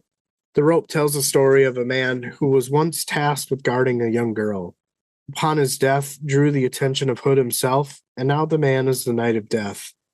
Cutter says he doesn't want anything like that. The rope said Cutter was thinking on the wrong track and asked the Daru to allow him to continue his tale. Cotillion said that this man did the best he could, but ultimately failed. Now that the girl is dead, her name was Felazan, of House Paran. Cutter looked at the god and said, Captain Paran? The rope finished and said Gano's sister. Look down upon this path, her out the window. In a short time, Poost will return with guests. Among them is a child named Felazan. Cutter tried to cut in, but Cotillion continued on to say that before Paran's sister died, she had adopted an orphan, a sorely abused child. she thought to achieve something she herself had no chance to achieve. Thus, she named this orphan after herself. Cutter asked what this orphan was to him. Cotillion said that this was the wrong question. The child was accompanied by another woman, a very remarkable woman, as Cutter would soon find out. Also, a priest sworn now to Treach. From that priest, Cutter will learn much worth. Finally, a demon travels with these three humans, for the time being. Cutter asked why they were stopping here at Poos. Cotillion said to collect him, the Daru. Cutter was confused and said that he didn't understand. The rope said that symmetry is power itself. It is the expression of nature striving for balance. He charges Cutter to protect Felazan's life, to accompany them on their long and dangerous journey. Cutter said that this was an epic quest. Cotillion snapped and said that it was not. There was silence for a time, while the Daru regretted his comment. Finally, Cutter sighed and stated that he could hear horses and Poost in one of his never-ending talking fits. Cotillion said nothing at this. Cutter finally said very well, but says that Felazan, while abused, was hard to befriend. The rope said that her adopted mother did well, given her own scars. In Cutter's worst moments, think of how Bowden must have felt. Cutter said okay, and that he'll do it. He hesitated and asked the god about this notion of balance. Cotillion's eyes silenced any further speak, as the facial expression of the rope was of sorrow and remorse. He then nodded and said, from her to you, the Daru. Cutter asked if she predicted that. The rope affirmed that she had all too clearly. Cutter stared out the window and said that he had loved her, and he still does. Cotillion asked if Cutter did not wonder why she chose to leave. Cutter shook his head, unable to fight back tears, to which he whispered that he didn't. Dude, how freaking funny is it that we got our name is in here? Well, I mean, it wasn't in the book. I added that. Oh, well, it was pretty close though, still. Yeah. Because I had the Yeah. same thought. Yes. This section was very strange to me. And again, I'm not sure what to make of it, but Cutter waking up alone and instantly he knew that Absalar was gone. It just broke my heart. You know, like I wanted these two to figure it out, I guess. As we learned earlier in the book, not early, but 4 or 5 chapters ago, they both love each other. Absalar thinks that Cutter loves the assassin, but she's just a fisher girl, or she wants him to love the fisher girl because she doesn't really like her assassin abilities. So again, it's just another misunderstanding, and it breaks my heart to see them walk away from each other. But didn't it also say they were coming back to get him? Not Absalar. Oh. Okay. Never mind then. Haboric, Scalara, Felazan Younger, Poost, we're all coming, and Grey Frog are coming to get him. The next thought, she thought to achieve something she herself had no chance to achieve. Thus, she named the orphan after herself. And I'm like, this is really intriguing. And I don't know where this is going, but I'm very curious. Like, why does the orphan named after Felazan have so much power? Did you read? So, Shield Anvil Dylan sent us a essay off of Reddit that I read pretty much all of it. I didn't read any like the replies to it or anything, but did you read that all? I haven't had a chance, no. You should take when you get the chance, go through it because it talks a lot about Felazan and Tavor, and it was really quite good. I don't remember where I was going with that, but it's worth the read. So thank you, Dylan, for sending that to us. What do you have an explanation to my question I don't remember where I was going based with it. on that reading? You motherfucker. All right, fine. God, This is what happens when I have a couple beers. I start to forget things. What was your question again? where is that going? What does Felazan naming the orphan Felazan, what does that have to do with? Oh, sure. Okay, I kind of remember a little bit. Maybe I had a sembling of a thought. My two brain cells trying to work together here. Yeah, well, they're both fighting for first place. Yeah, exactly. Hey, at worst, I'm the first loser. So, in this essay that he sent, it talks about like how she didn't really get a childhood, right? Yeah, So I think it's just trying to like give Felsen Younger some sort of childhood that's semi-normal. by having her travel with a demon, I don't know, dude. I guess I don't know. the destriant of Is this not a Cutter. thing? Is this not a normal thing you do going through puberty? I mean, No, oh, not at okay. all. You did. So I mean, that's yeah, what I did. interesting. Nice to know what you were doing. Okay, well, I guess it is what it is. Sorry, I didn't give you a lot of answers there, but maybe if you read that, maybe you'll get some answers out of that. All right. Yeah, no, I'll have to read that. I just gotta find some time. My next thought was this: Cotillion is talking about Grey Frog, and he travels with the three humans, and then says, "For the time being, dot dot dot."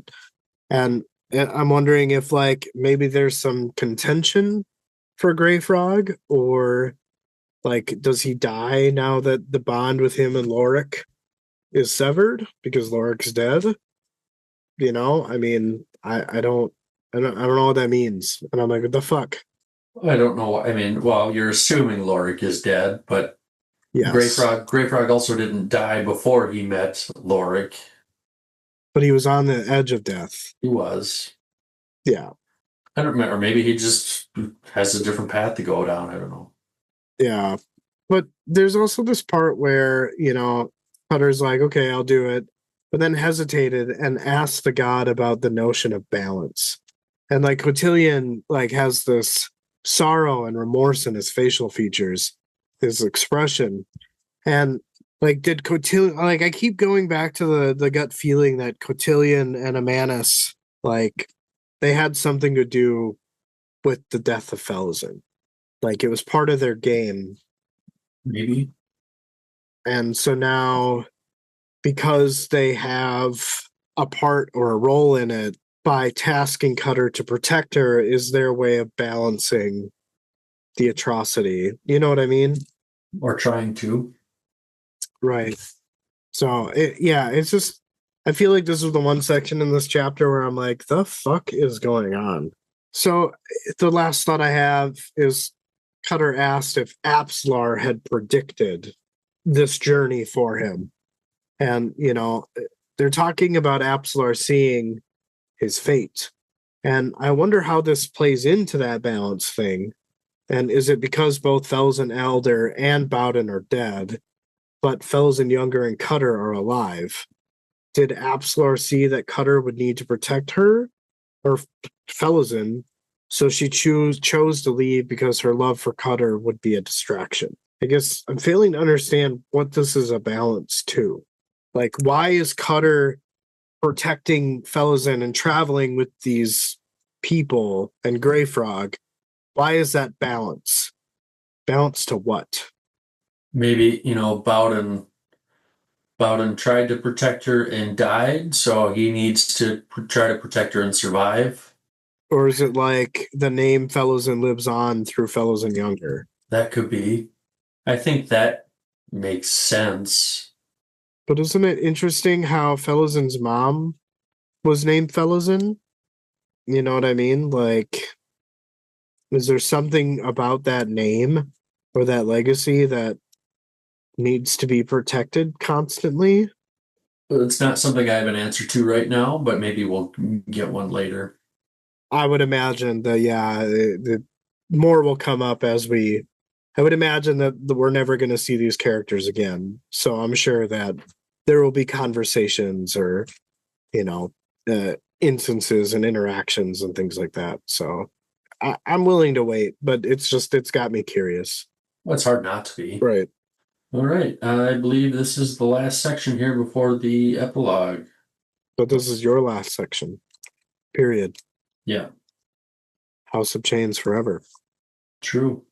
Parsa guided Havoc along the road, along the new inland sea. Rain clouds hung over the water to the east, but the wind was pushing them away. He reined in his horse near some boulders, and at a large, flat-topped rock he struck the point of his sword down towards the boulder. He sat, dug through his pack for some food, and ate. When he was done, he removed Sibal and asked her what she saw. She said her past, all she had lost. He let go of her, and she collapsed into a cloud of dust. Karsa spoke, saying at one time she told him if she was thrown into the sea, her soul would be free, that oblivion would come to her. Was this true? She said yes. He picked her back up with one hand and walked to the edge of the sea. She cried out for him to stop. She didn't understand. Karsa said when he was young, when he had begun this journey, he believed in one thing, glory. And now he knows glory is nothing. Nothing. This is what he understands. She asked what else he understood. He said not much, but there was one other thing. The same could not be said for mercy. He raised her high and threw her into the sea. She hit the water, dissolved, and was carried away by the current.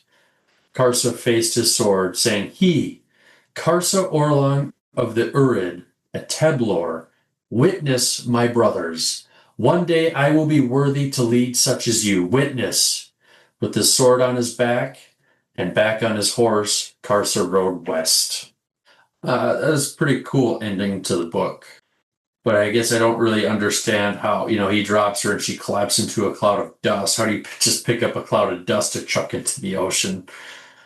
I think it's just her bones hitting the sand caused a cloud of dust. Sure. I'm just reading too much Yeah. into it. But that kind of follows into like my point, because I know, like, I thought about this before, because was it in Deadhouse Gates? I know somewhere along the way we saw them like travel over the ocean, like the Tlan. Yeah. Like, just a little bit. I don't understand this, like, because I get the sense that maybe not as a complete whole, but as maybe a vast majority, most of them are tired of being alive, right? Because they've been alive for hundreds of thousands of years, or maybe alive isn't the right word, but they've existed, right? Yeah. If they just wanted to be done, why didn't they just walk themselves into a big body of water? I don't get it. It's because of the vow. If you are shorned from the vow, like Sibel is, she's one of the seven, right? She's a renegade. So she no longer lives within that vow, right? She has other purposes than tracking down Jaghut. But which book was it? Was it this book or was it Memories of Ice? Somebody was like, well, do you know, like, they could all be dead now. Who could all be dead now? The Jaghut. Oh, yeah, Silver Fox said that in her speech. Yeah. So, But like, I think it's just like the vow doesn't let them stop searching. Like, no, like they can't leave no stone unturned type of thing. And in this world, right, with Warrens and other realms, like, I'm assuming that they just think that they're still out there, which, I mean, we know that there are. a few. And also, even in this book with Fearless and the guy who lives in the chest, right? Like, they're clearly hiding. Harmala, was that her name? Was that one of them? Aramala, something like that. Yeah. Aramala, something like, I can't remember the dude's name. The one that was hiding in the box Yeah. that served Karza some chilled wine. That's like, So, yeah. it's still like after like 200,000-300,000 years, wouldn't you just be like, yeah, I'm done, guys? I mean, it's a standstill, right? Like, you can't really come out of hiding until the Tlan are gone because they vowed to kill you just because a few tyrants decided to be assholes. And even though you, like, promised to help them take the tyrants out, they still killed you anyway. Well, I may not like it, but I'll accept your answer. Okay. I could be wrong. I'm just, from what I understand, No, is that she lives outside the vow. it makes sense.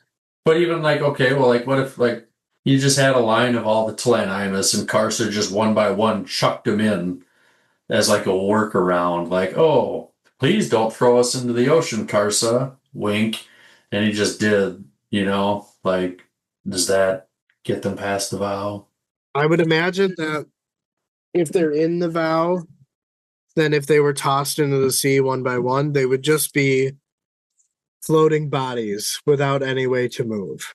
They would just sit there for all eternity, right? Like at the very beginning, I think it was the section where, we meet or we get the perspective from the goddess, right? She explains that she was put somewhere dark, and then over time souls would have sympathy for her.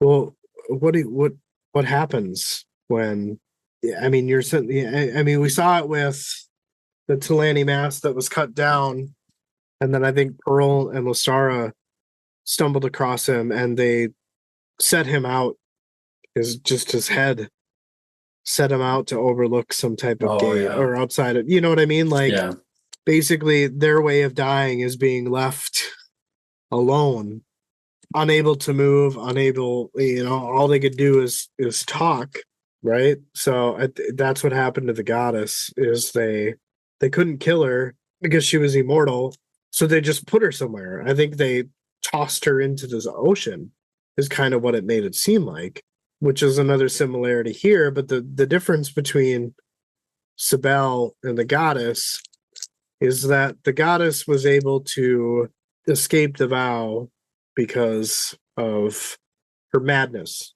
her anger, right? Whereas Sibel did it for different reasons. Gotcha. Something like that. I could be wrong. I could be, I probably could be fucking up the vow ritual thing too. But I mean, that's essentially my understanding. I think you got a good handle on it. Better than I do. It's complicated. It takes me a minute. I have to think really fucking hard, and sometimes I question that too. We ready to bring it home, man? Yeah, let's do this epilogue here. All right. You want to do the epigraph for the epilogue? Sure. And now here I sit, on my brow a circlet of fire, and this kingdom I rule is not but the host of my life's recollections, unruly subjects, so eager for insurrection, to usurp the aged man from his charred throne, and raise up younger versions one by one. The crown of years, Fisher Keltath. All right. First section. Only section. Yes. By any standards, she was a grim woman. Onrak the Broken watched her stand in the center of the chamber and cast a harsh eye on her young killers. The grimace on her face suggested that she found nothing awry. Her gaze fell at last upon the Tistidor, and her grimace shifted to a scowl. Manala asked if they must watch their backs as well with them here.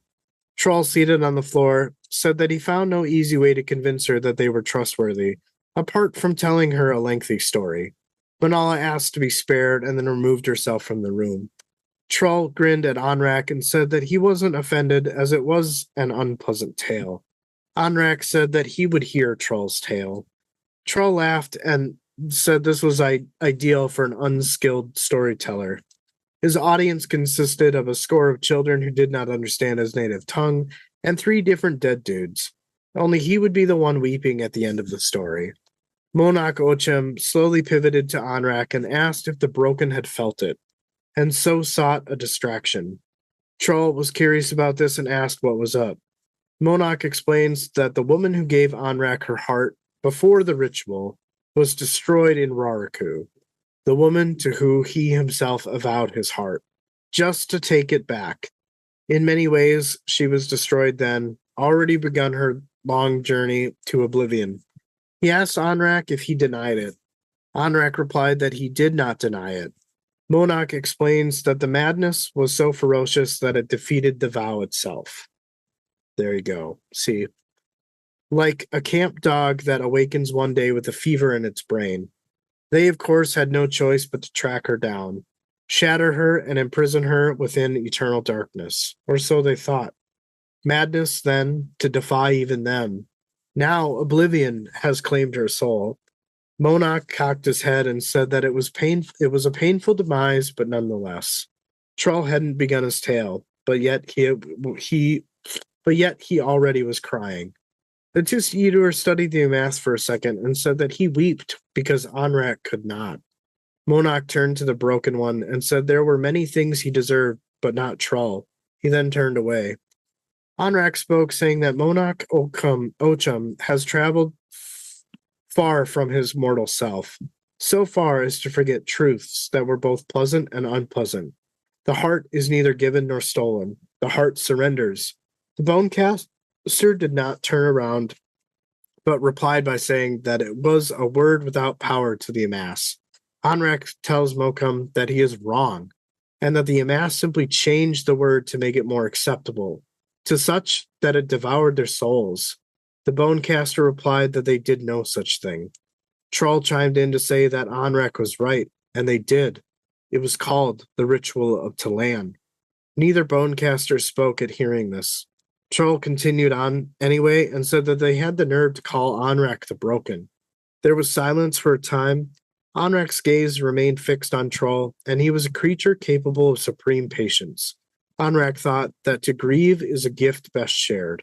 As a song is shared, deep in the caves the drums beat, glorious echoes to the herds whose hooves celebrate what it's like to be alive, to run to life's rhythm. Facing nature, they are balance, ever the balance to chaos. Eventually, his patience was rewarded, as he knew it would be. This was another part that was like, I had a hard time with because this whole storyline is left off in a way is not very satisfying to me. In what way? Well, like, we got this whole thing, like, they're trying to get to, the first throne or whatever, right? Yeah. Protect it, right? Yeah. And then we kind of get there, and then we don't see what happens yet. So I'm like, All right. no, just like, it left off in a place where I didn't feel like there was any type of resolution, really. To what? What were you looking for resolution on? Do they defend it? Do they lose? What happens? I mean, we've got 6 other books to read yet. Yeah, there's other stuff that's going to happen, I'm sure, too. Interesting. The one other thing that I noticed, and I don't know, I was going to double check quick. I don't know if there's anything you made note of, because I don't want to steal your talking point.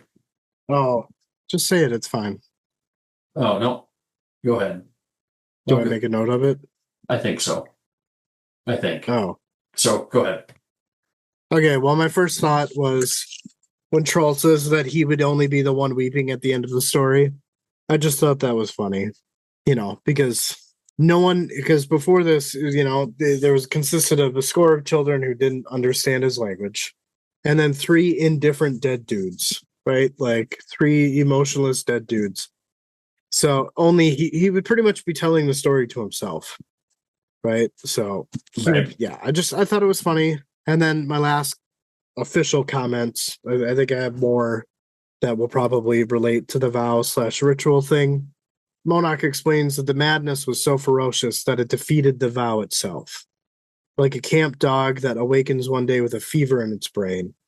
And I loved how this is a nice little callback to the first section of the first chapter. Yeah. Yeah. Yeah. That was cool. Yeah, they talk about circling it and killing it or whatever. Yeah. Yeah, exactly. But this ritual thing, right? Like Troll and Anrak are essentially saying that, like love, like the heart surrenders, the heart is neither given nor stolen. That word was a word without power to the Amass. But then Anrak says, like, no, you guys are fucking wrong, because you simply just changed the meaning of the word to make it more acceptable. And that was the ritual of Talan, right? Like, their heart desired the destruction of the Jaghut, so much so that they partook in a ritual to make themselves immortal, and then vowed to kill all the Jaghut. Pretty big time. Yeah. So just thought it was funny how it almost seems like they're judging Anrak for what he did to his wife, who then ultimately ended up becoming the whirlwind goddess, right? But they themselves, right, like vowed revenge vengeance upon the Jaghut so far to make themselves immortal. You wouldn't call that madness? I would. Little Gray. So those were my only thoughts. I mean, I don't know. I would agree that this chapter felt lackluster, but overall as a whole, like it concluded some things, but it also I just see it as a transition to what I would imagine as Bone Hunters, Yeah. right? You know, just like Dead House Gates was a transition to House of Chains, how Gardens of the Moon was a transition to Memories of Ice. You know, but more is at stake at the end of this book. So much more has been revealed. So I guess I don't see it really as the ending of the book. I see it as just the passing of the torch. Well, then let's ask the all important question, Justin. What is your ranking of the 4 books now that we've completed 4? It's so funny because you know, we talked about balance in this episode, and I feel like it was funny because when we were talking earlier on Messenger, you said that you would almost rank this least, and I'm like, fuck, I would rank this as number 1. Oh, Like really? I would go House of Chains, Dead House Gates, Memories, and then Gardens. That's how I would rank it. Huh. All right. Well, yeah, I will go. I'm sticking Dead House Gates, Memories of Ice, Gardens, and House of Chains would be my ranking right now. And it's hard because like it's a list, right? Something's got to be top, something's got to be bottom. And I did like this book quite a bit, but really for me, like it really was kind of this last chapter for me that really threw me off. I mean, to me, it make or break. It was all part of the story to me, you know. I loved the Daragoth stuff. I loved the Raraku memories. I love the sea returning. I love the Edur, the Leosians, even that like race that came before the Amass, the Erol or whatever they're called. Eris. Eris, yeah, like that was cool. Like all of the history stuff, the Teblor, the Tobokai, like everything that happened, essentially the prologue of this book to Gardens of the Moon. It was, I don't know, it was just also, it just lives in my mind so much more. The part with Anrak and painting that, you know, Kalava, just the lore gets deeper. Well, I posted in the Patreon chat as we got started, and Jan was pretty quick to point out that you get to give me a pie. So, Oh, what did we bet on again? well, the dragon. Oh, yeah. I was That's pretty right. adamant on making that bet for whatever reason at the time. I was probably kind Yeah, of I don't know probably why, a little dude. drunk or whatever, but I was probably a little Well, I owe buzzed. you a pie for Memories of Ice too, because you said Silver Fox, or you said Calor was gonna kill Silver Fox or whatever. And I was damn close on that. Yep, yep. You killed Can't someone else. can't win them all. Nope, you can't win them all. You cannot win them all. We'll get you your pie eventually. Yeah. Well, it's exciting to be moving on to a new book again because it's been a minute. Yes. And we have read the prologue and like damn, dialed up another notch Already. again. Yep. So Yep. It's weird. It's weird. Like it's always strange to me when I put a book down on the shelf for the last time, or for, you know, yeah. the foreseeable future. So it was good. I liked it. I like where this is going. Probably became my new favorite series 2 books ago. Well, good. I'm glad. I'm glad we're doing this then, and we get to have this experience together still. Yeah. I looked on YouTube and we uploaded the prologue in chapter 1 of House of Chains on December 4th. Oh shit! So it was like 9 months. Yeah. So 9 months a book. I guess that's not bad. I mean, and we kind of took our time with this one. Yeah. Well, I mean, in reality, it probably would have been a little faster, but you're uploading other episodes and stuff, Oh, as yeah. well. So. Well, and yeah, Midnight Tides looks like it's oh well. It's a little shorter. Yeah, I can't tell if the end here is the end or if it's it's the prologue for the next book. So yeah, it looks like this book ends on 932. A little bit less, so it'll probably take us another 9 months to get through it. I don't know how long these chapters are. Yeah, I'm excited. I hear a lot of good things about Midnight Tides, more than I hear bad things. Yeah. It'll be good to get going. Yeah, it will be. It'll be nice to take a new book to work. Right. Well, it's been almost 4 hours here, so Yes, it has. Well, I'll let you go.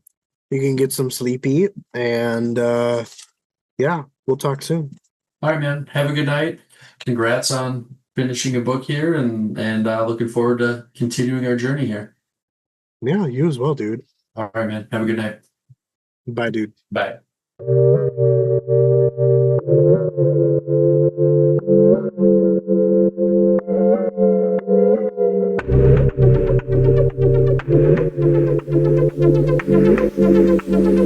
DMJ's Epic Quest. DMJ's Epic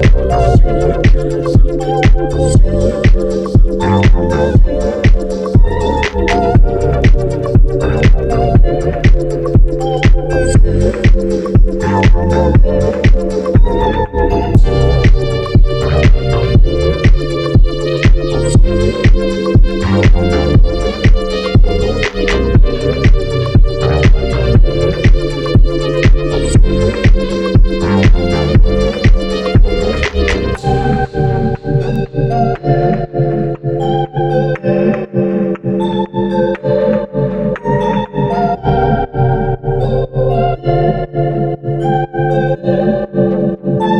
DMJ's Epic Quest. CMJ's Epic Quest. CMJ's Epic Quest. CMJ's Epic Quest. CMJ's Epic Quest.